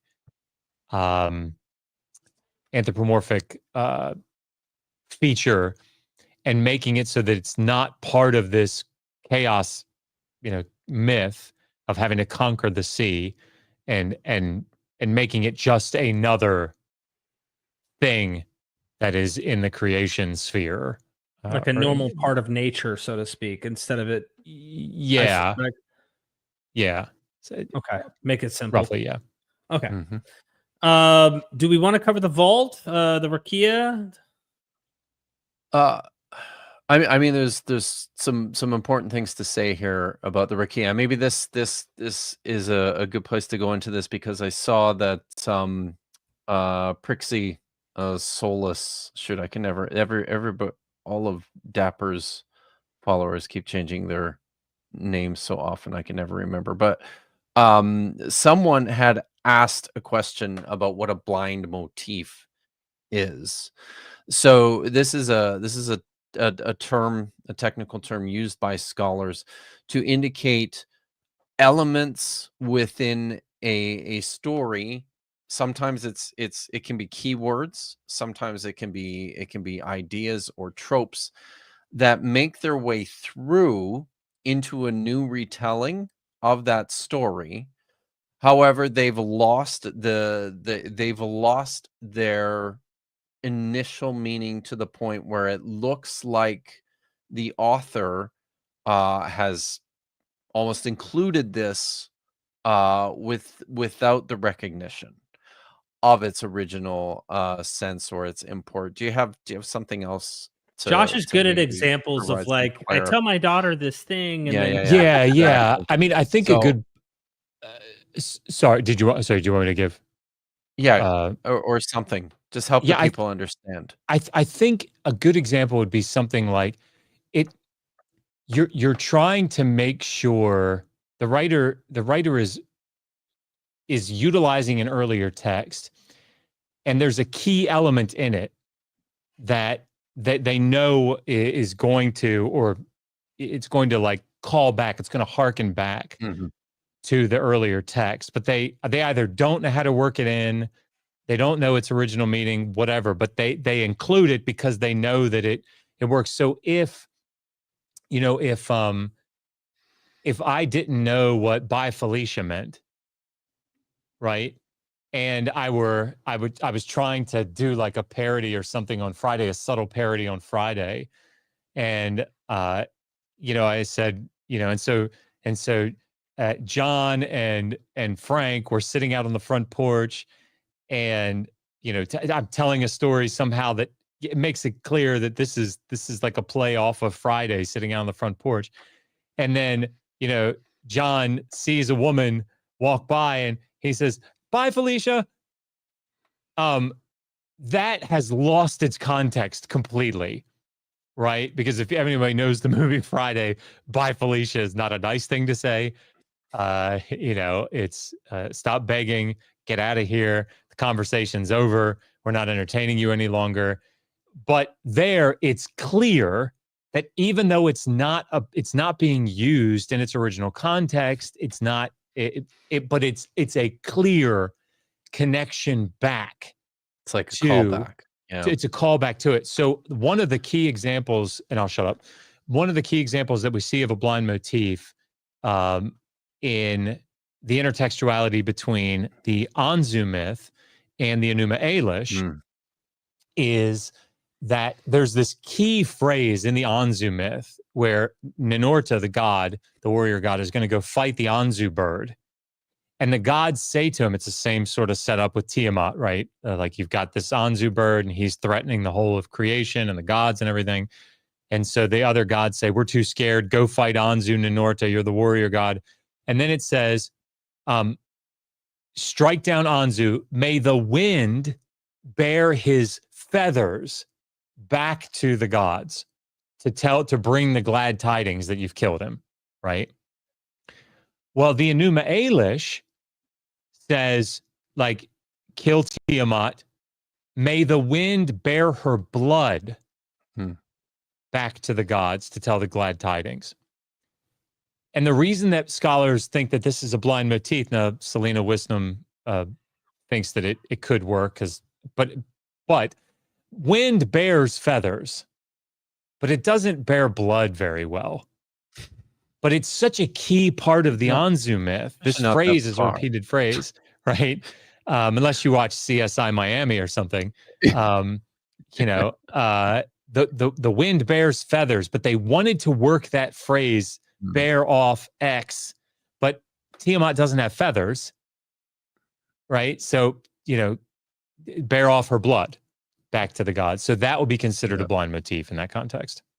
Did that help? So, yeah, I think so. Prixie, Solus, Dyslexic Purple said that was a helpful clarification. So The reason that it's so important, sorry, last thing. The reason that it's so important is if I misuse by Felicia, there are a couple of things that are clear.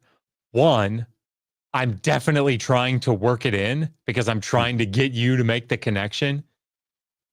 But the fact that it's included and it doesn't make complete sense is a really clear example that it's not just, like in the air. Yeah, like if it, right, exactly. If my daughter, the example that I always give, sorry, my daughter goes to school and says, so, I did this and then I did that and yada, yada, yada, we ended up over here. It's possible that she's making a callback to Seinfeld, right, to the yada, yada episode. Mm-hmm. But yada, yada, yada is kind of a common thing, right? However, if she's like telling a story and she says, and so, I loved what he was saying. And he looked at me and he said, yada, yada, yada. I love you so much. And it was just the most meaningful thing that he said to me. You'd be like, that doesn't make any sense, right? It just sounds like you're saying that he told you the words, yada, yada, yada, right? That would be more indicative of trying to work yada, yada, yada in order to get you calling back to the earlier text. So it's actually a really strong indication of intertextuality, if that's clear. Yeah, that's so. Yeah, I think so. That's good. I do have so, and I think whenever...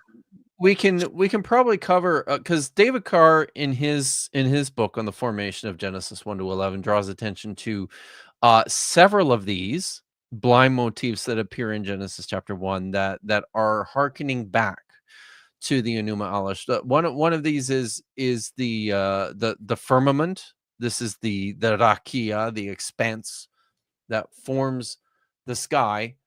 You'll notice in the Enuma Elish here, the text is cited directly. The Lord calmed down. He began inspecting her carcass that he might divide the monstrous lump and fashion artful things. He split her in two like a fish for drying. Half of her he set up and made as a cover. Heaven, he stretched out the hide and assigned watchmen and ordered them not to let the water escape. There's a lot of detail here about the formation of the sky, basically from the carcass of Tiamat, from half of her body. The in Genesis chapter 1, it's just mentioned, it's just stated, God made the firmament and it held the waters back without any additional comment about its substance or what it's made of or any kind of, and it just sort of it's just kind of there. It's in there. So David Carr suggests that this is a blind motif, and then there's a couple of other ones. Similar sort of thing happens. We've mentioned it already. With the creation of the sea monsters, in Genesis chapter 1 verse 23. You could probably take the PowerPoint down. I think. I can. Yeah. This is I think what Kipp is saying is probably actually a good place to kind of wrap it up. Okay. So you've got the creation of the sea monsters, I think in Genesis chapter 1 verse 23, and it is stated very just directly, simply. Actually, it might even be easier just to pull it up and read it so people can hear. You want to share what I'm getting at here? No, I'm just going to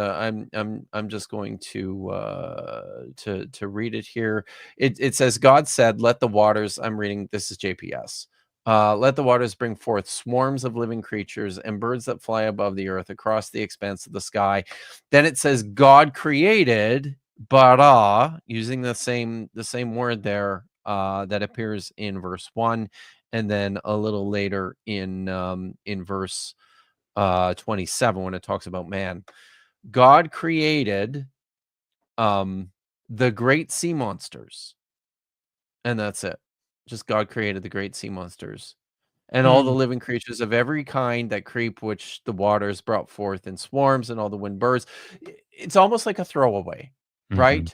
Within the Enuma Elish, the sea monsters are created by Tiamat in order to basically take out all the gods. This is the army that she's put together in order to, you know, fulfill this task that she has at hand.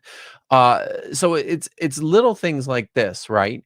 This offhand mention of the sea monsters, which are actually called in the text the Taninim, which, you know, is from the same verbal root as Tehom. So it's this throwaway comment without any further reflection at all on this. And then the final one, Josh mentioned it already, bearing in mind that this is a story written by P, by the priestly writer, probably has some ties, closer ties to texts that appear in like the Holiness Code or the Book of Leviticus.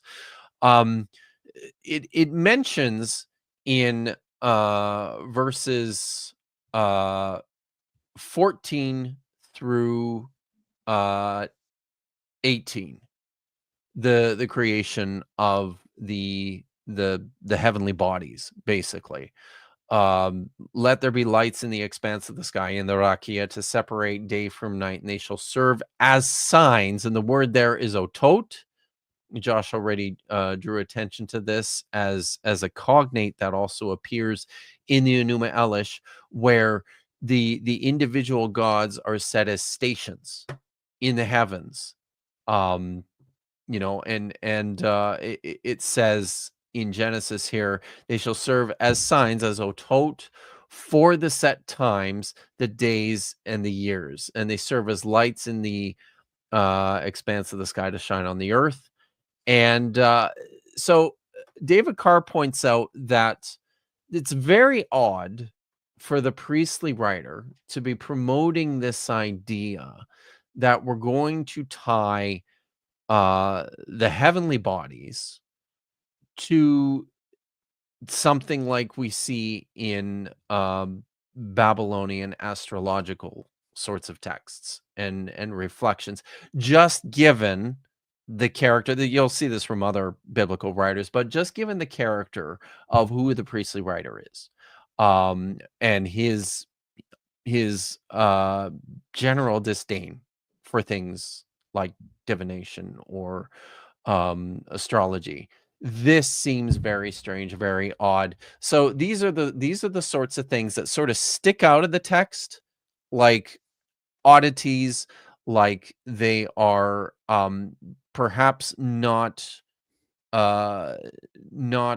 appropriate to the context, or they're working against elements of whatever else the writer is trying to do. These are what we identify as blind motifs, and they're really good keys, identifiers for scholars in our efforts to see places in the text where there is intertextuality.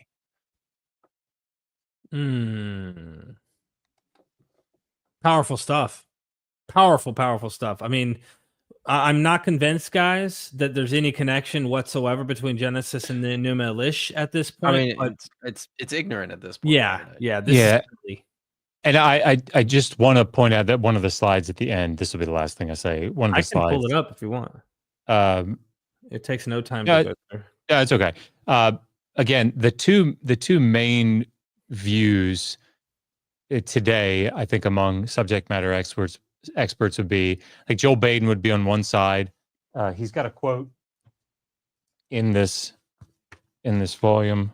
Pretty sure I can find it if I try. Can you do it in Kent Hovind's voice though? Because yes, it's more believable. I can.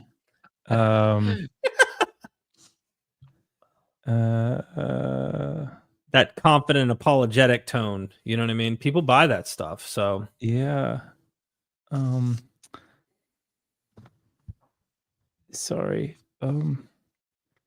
He's talking about Hammurabi. Where does he say it? I put it on the. Maybe we better pull it up because I don't know. It'd be boring for me to sit here and try to find his quote. I'm going to pull up the PowerPoint real quick. Sorry. It's your fault. It is. All right. It's down near the end. Which the one? scholarly positions. This one. Oh, So there's down right there. Right there. Sorry. Yeah. Oh no, sorry. I think it was the one right there. Okay. So yeah, this is indirect dependence. Genesis 1 owes its existence to the Enuma Elish, but there's not like it's not like they're intentionally thinking about it. It's just down near the bottom. We're getting there. Yeah, you're almost there. Right there we go. Yeah. So he says, I am perfectly willing to posit that the priestly account, and remember, this is sort of on one side of this. I don't believe you. You have to make me can't believe you, Josh. I meant Kent. Sorry. Yeah. So I am perfectly willing to posit that the priestly account of creation in Genesis 1 could not have existed without the Enuma. How does he say it? Enuma Elish. Okay. In either its written or oral form. Okay. Hey, you guys, I said oral. You're probably thinking about those 14-foot whale penises. Oral. Okay. Yeah. Sorry, I see what kind of atheist you are. Okay. Yeah. When it comes to the second claim of dependence, I have to abandon ship. Okay. I do not think, as many scholars do, that Genesis 1 was written in conscious. Where does consciousness come from? You think it comes from evolution, like your grandfather's soup? Okay. To a relation to Enuma Elish as political or theological polemic. Okay. I'm here to help. So you can see Joel Baden's on one side of this here, where he's saying, look, clearly, in the same way that my daughter wouldn't say Spongeworthy without Seinfeld having made that episode, even though has no idea about Seinfeld, she's just heard me say it, or maybe she heard Megan say it or something. And has actually no idea of the context and isn't using it in that way. It's just sort of fell into her repertoire. That's sort of one end of the spectrum here. The other end is that other thing that would like Eckhart Fromm or Kenton Sparks, and those that would say that this is like directly polemicizing the Enuma Elish and the ideas that they have in it. So it's important to recognize that there is scholarly debate about the dependence, the type of dependence. Mm-hmm. But this idea that it's like foolish to think, or it's ignorance, or it's arrogance, or whatever, that there are linguistic connections or thematic connections.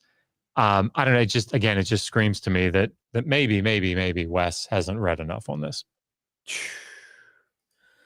Wild. Could be.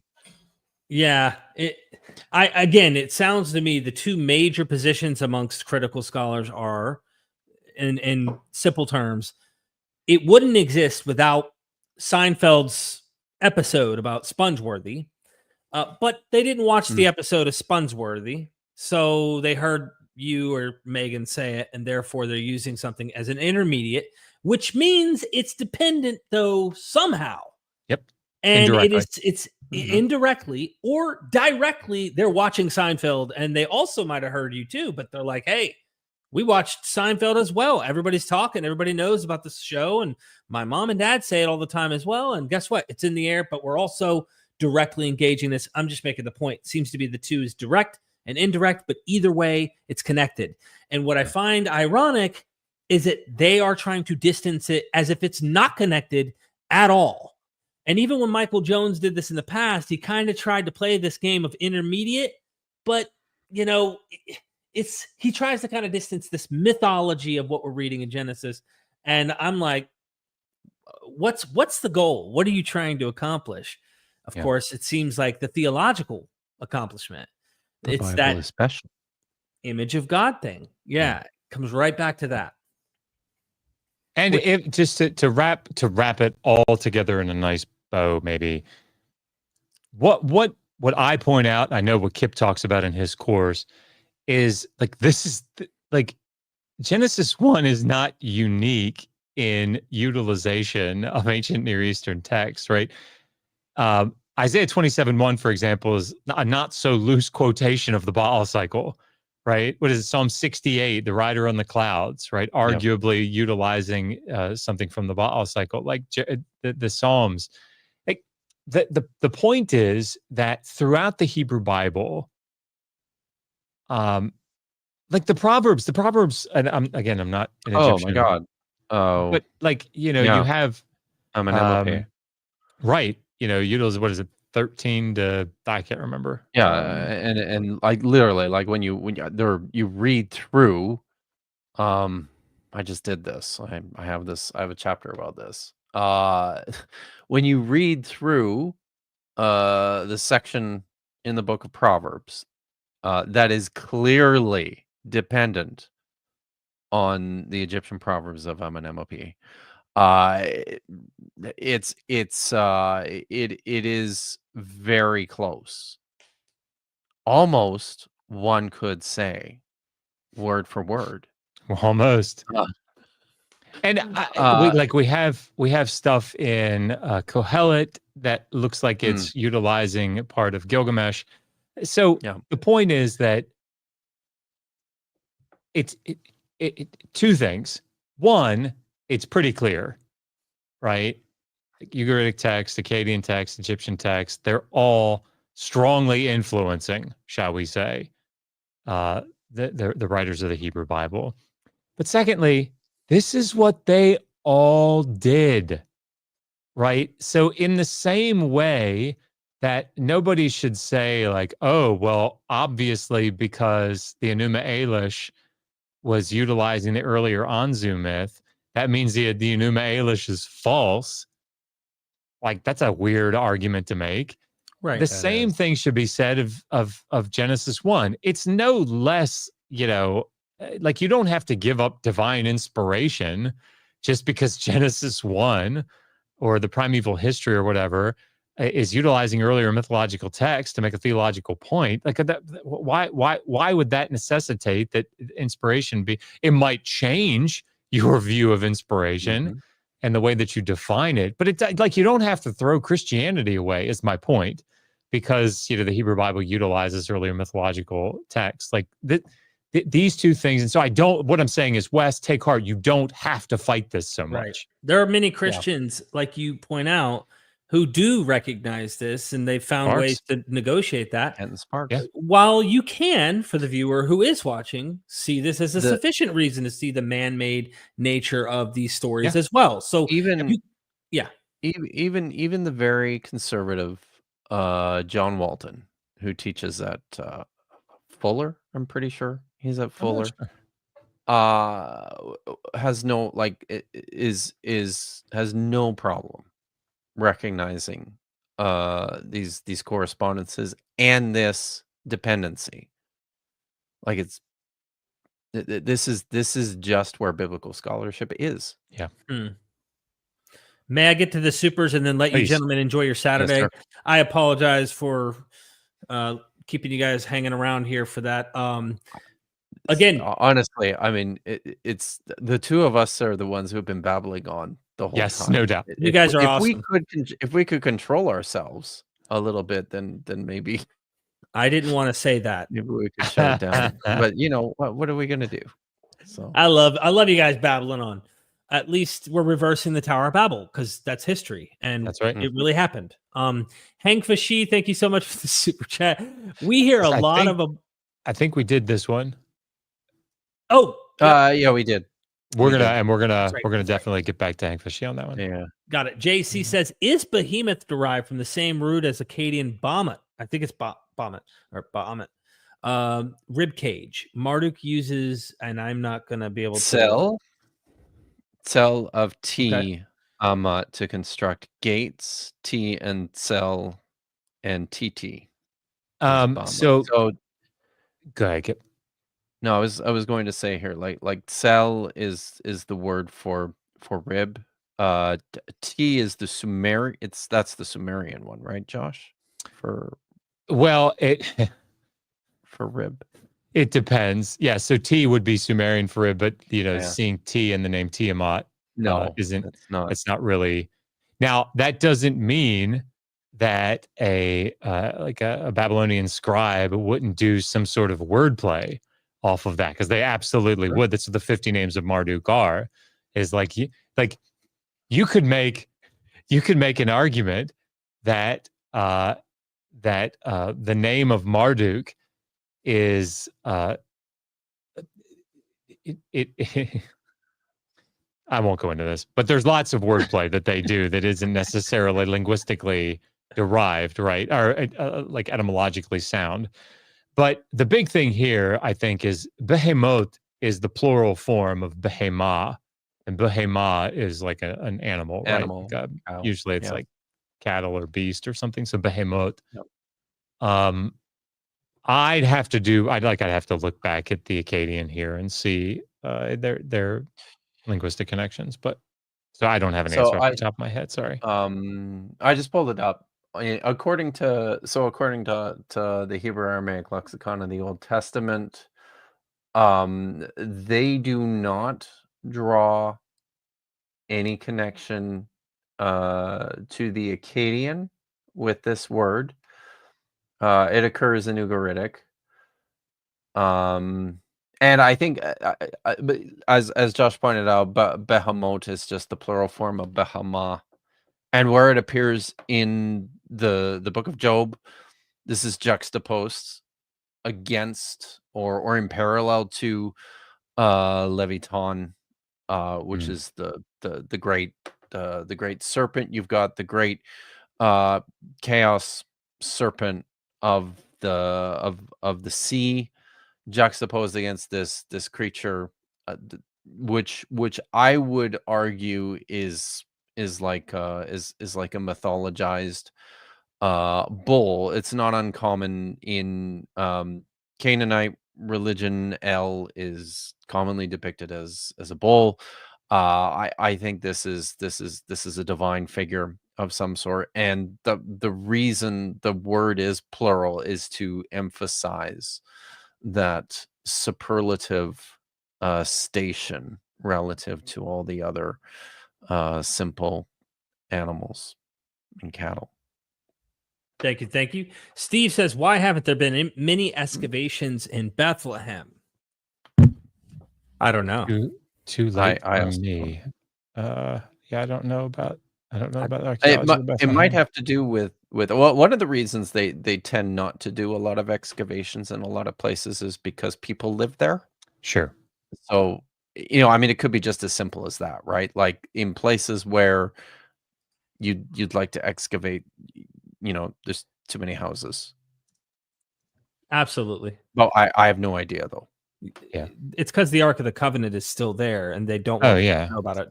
Well, it's because the Earth is flat, so Hank Fashi says, "Are there other gods who undergo the same demythologizing? I haven't read God's Monsters yet. Good book, but I feel like that book goes into this." Kipp, you've read it. I haven't read it yet. Yeah. I'm trying to remember how much she goes into this, but I mean, I will say, I think there's a case to be made that potentially the ones that I'm thinking of, in particular in Canaanite religions, you've got Yam, who's the god of the sea, which is also called Yam, and Mot, the god of death, which I think do appear. The thing is, like, there's such commonly occurring terms in the Bible that in most of the places they're used, it's not with reference to divine figures. It's just with reference to, the great sea, the sea of the Mediterranean Sea on the west, and just with natural human death. But there are also a few places in the Hebrew Bible, like I'm thinking in particular in the book of Jeremiah, it appears that Mot is personified as the god. Yeah, you could say the same thing for the word reshef in Hebrew, which generally means plague or pestilence, was also you see that same cognate occurring in other Canaanite languages for a deity. So I think there's certainly a case to be made that some of these terms, when they appear in the Hebrew Bible, you can see like this transition taking place. But again, like some of this gets pretty complicated when the words are so frequently occurring. Thank you for Derek. that. Derek, your body language is priceless. I wasn't. Well, I'm stretching. Yeah, it was just shy of going. I'm just stretching from the gym. You know what I mean, bro? I'm not tired. Yeah. It's not 9:07 on the East Coast, baby. I guess so. Misinterpretations. Thank you so much for the super chat. Is Jesus riding into Jerusalem on 2 donkeys a blind motif? Oh, that's a good question. Some argue. We talked about this, Kipp, didn't we? Yeah. Didn't we? Yeah. So this is I think it's a misunderstanding, I think, by the gospel writer of the prophecy from Zechariah. I don't remember offhand the exact reference. So, but I think it's a misunderstanding by the author of Matthew. Which kind of botches this up. But that could lend itself to the definition of a blind motif also, though. Yeah. I don't know. I have to think about that. It's an interesting question. Yeah. Mm-hmm. Thank I'm you so rubbing much. off on you, Kipp. I have to think about that. That's like that is my get out of jail free That's card. your thing? I have to think Is about that now that. yeah. Searching deeper. Thank you for the super chat. I listened through Enuma Elish a few times. There is no correlation with Genesis. You couldn't write a more different account, except for that both is about creation. Wes Huff would disagree with you. Searching deeper. One is about creation, and the other one, there's origins. That's origins. Right. Create AI mind maps in Notebook LM. Anyway, obviously, I think we've dealt with this pretty clearly. The difference is, I challenge anybody to read the words of "Remind Me" by Eminem and try to make without listening to the music, and try to make the connection to Joan Jett, "I Love Rock and Roll," right? Just from the words. Because you'll read that rap and you'll be like, "Oh my God, this has nothing to do with I Love Rock and Roll," and then you play it and you're like, "Oh well, huh?" Yeah, I was gonna say, I listened through Genesis 1 a few times, and then listened to Genesis 2, and there is no correlation with Genesis 1. You couldn't have written a more different account in the next chapter. Yeah. Except that both are about creation. You know what I mean? Yeah, it's just kind of touche, Derek. Well played, sir. Well played. So, I've read the Book of Judges, and it is nothing like the Book of Joshua. Okay, go ahead. Sorry. Not at all. And I'll just remind searching deeper that we're talking about something that scholars have been talking about for over 140 fucking years. Yeah. Well, but he listened to it a couple of times, so right. Okay. Thanks, buddy. We have one more is Reconstructed Bible. Thank you so much. You guys are fantastic. Keep it up. I really appreciate you guys joining us tonight here on MythVision. You, Kipp, Josh, have been a real beacon of knowledge that I've been learning from for quite some time. I continue to be blown away by the details that we find. We're on this journey together. I hope that the viewers will go and subscribe. Of course, I'm going to pull that up here. Someone brought up Jubilees too as an example of another creation myth. And they don't read anything like Genesis 1, but we know Jubilees is clearly inspired, by the biblical account.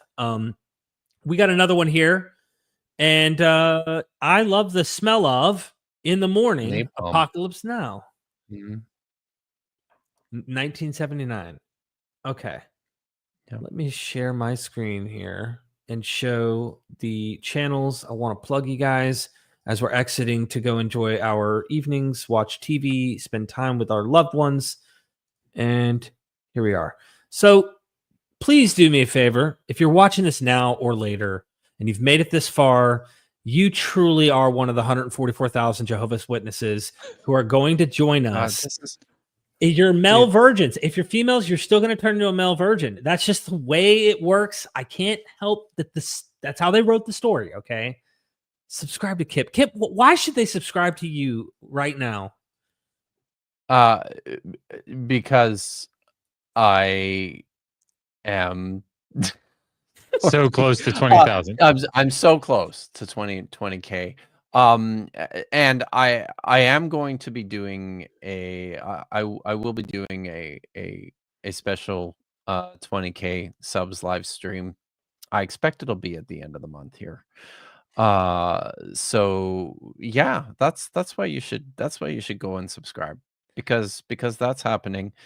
Sorry, I was thinking, Derek, as I was listening to you, I was like, oh my God, I feel like I have probably watched too many inspiring philosophy videos, because all I could hear as you were saying that was in my head. If you've watched this far, then clearly this is something that means a great deal to you, blah, blah, blah, blah, blah, blah.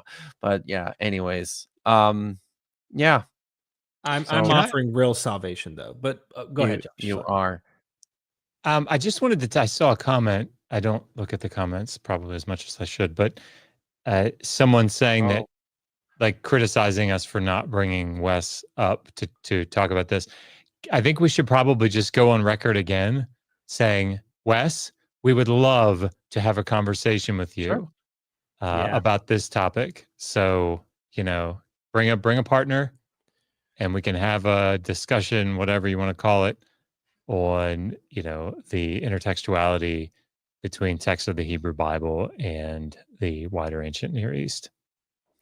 Yeah, and again, to nip that, but thank you, Lori Allen, for the super chat.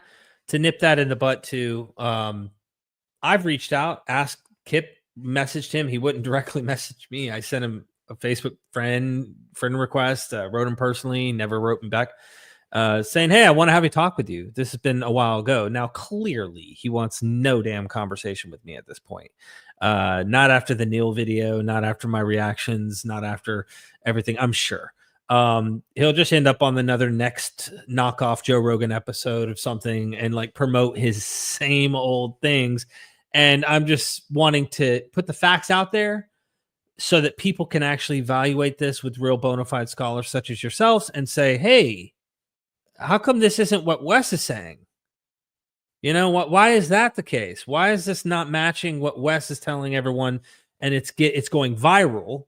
So misinformation is being spread on a grand scale while we're trying to make some noise. We're trying to put this out there and fight against that to give you a much more nuanced position. Because what you're going to find with Kipp and Josh, often I find this is like, we want confidence. It's a critique, but it's not a critique at you. It's like a critique at just what happens when you really learn about this stuff. Is everything's a little more muddier. It's a lot more nuanced. It's usually not as certain.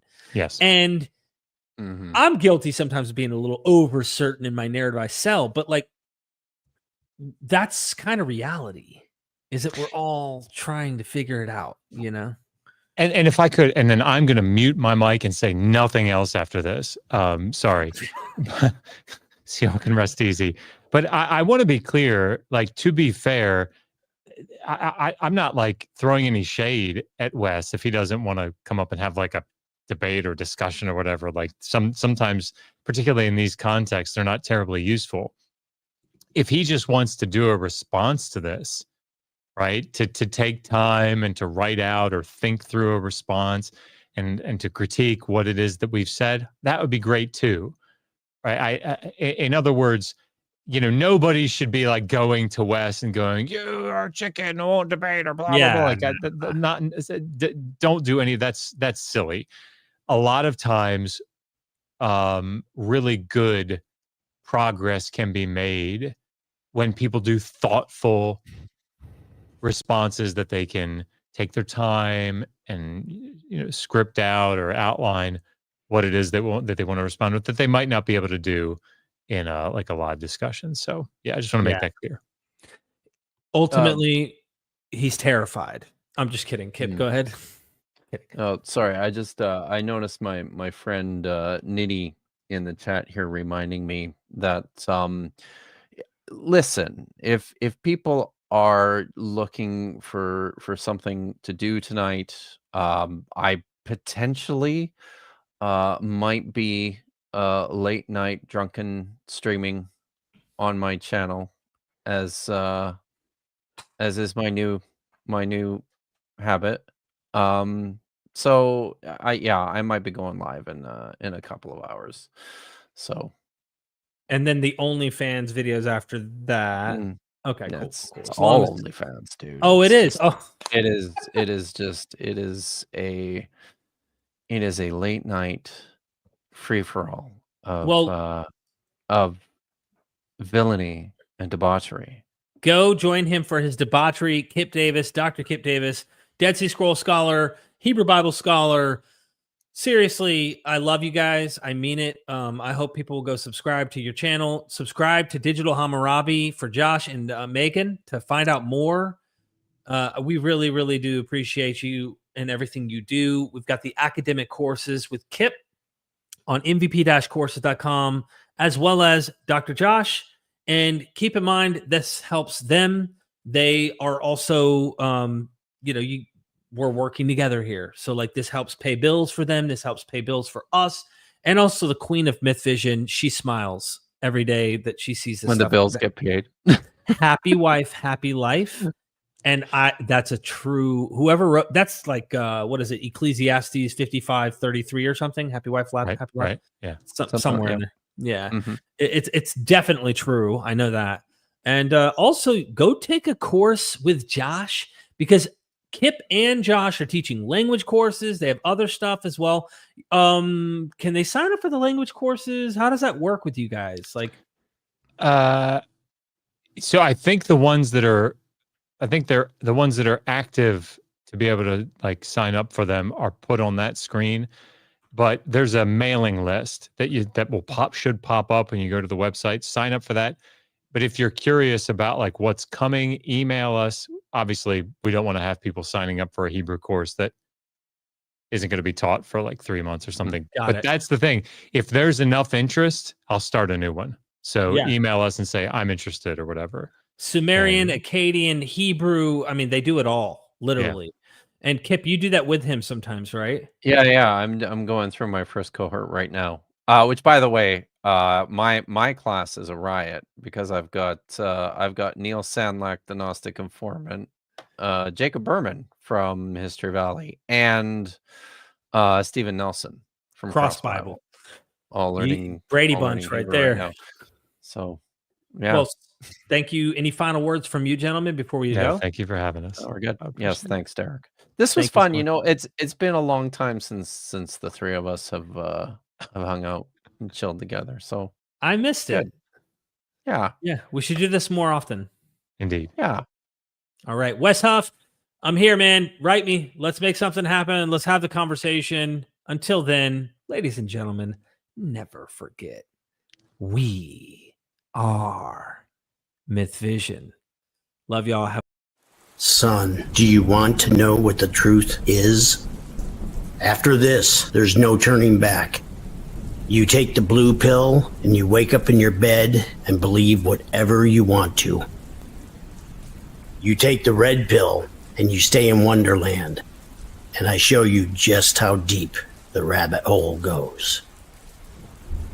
Remember, all I'm offering is the truth, nothing more.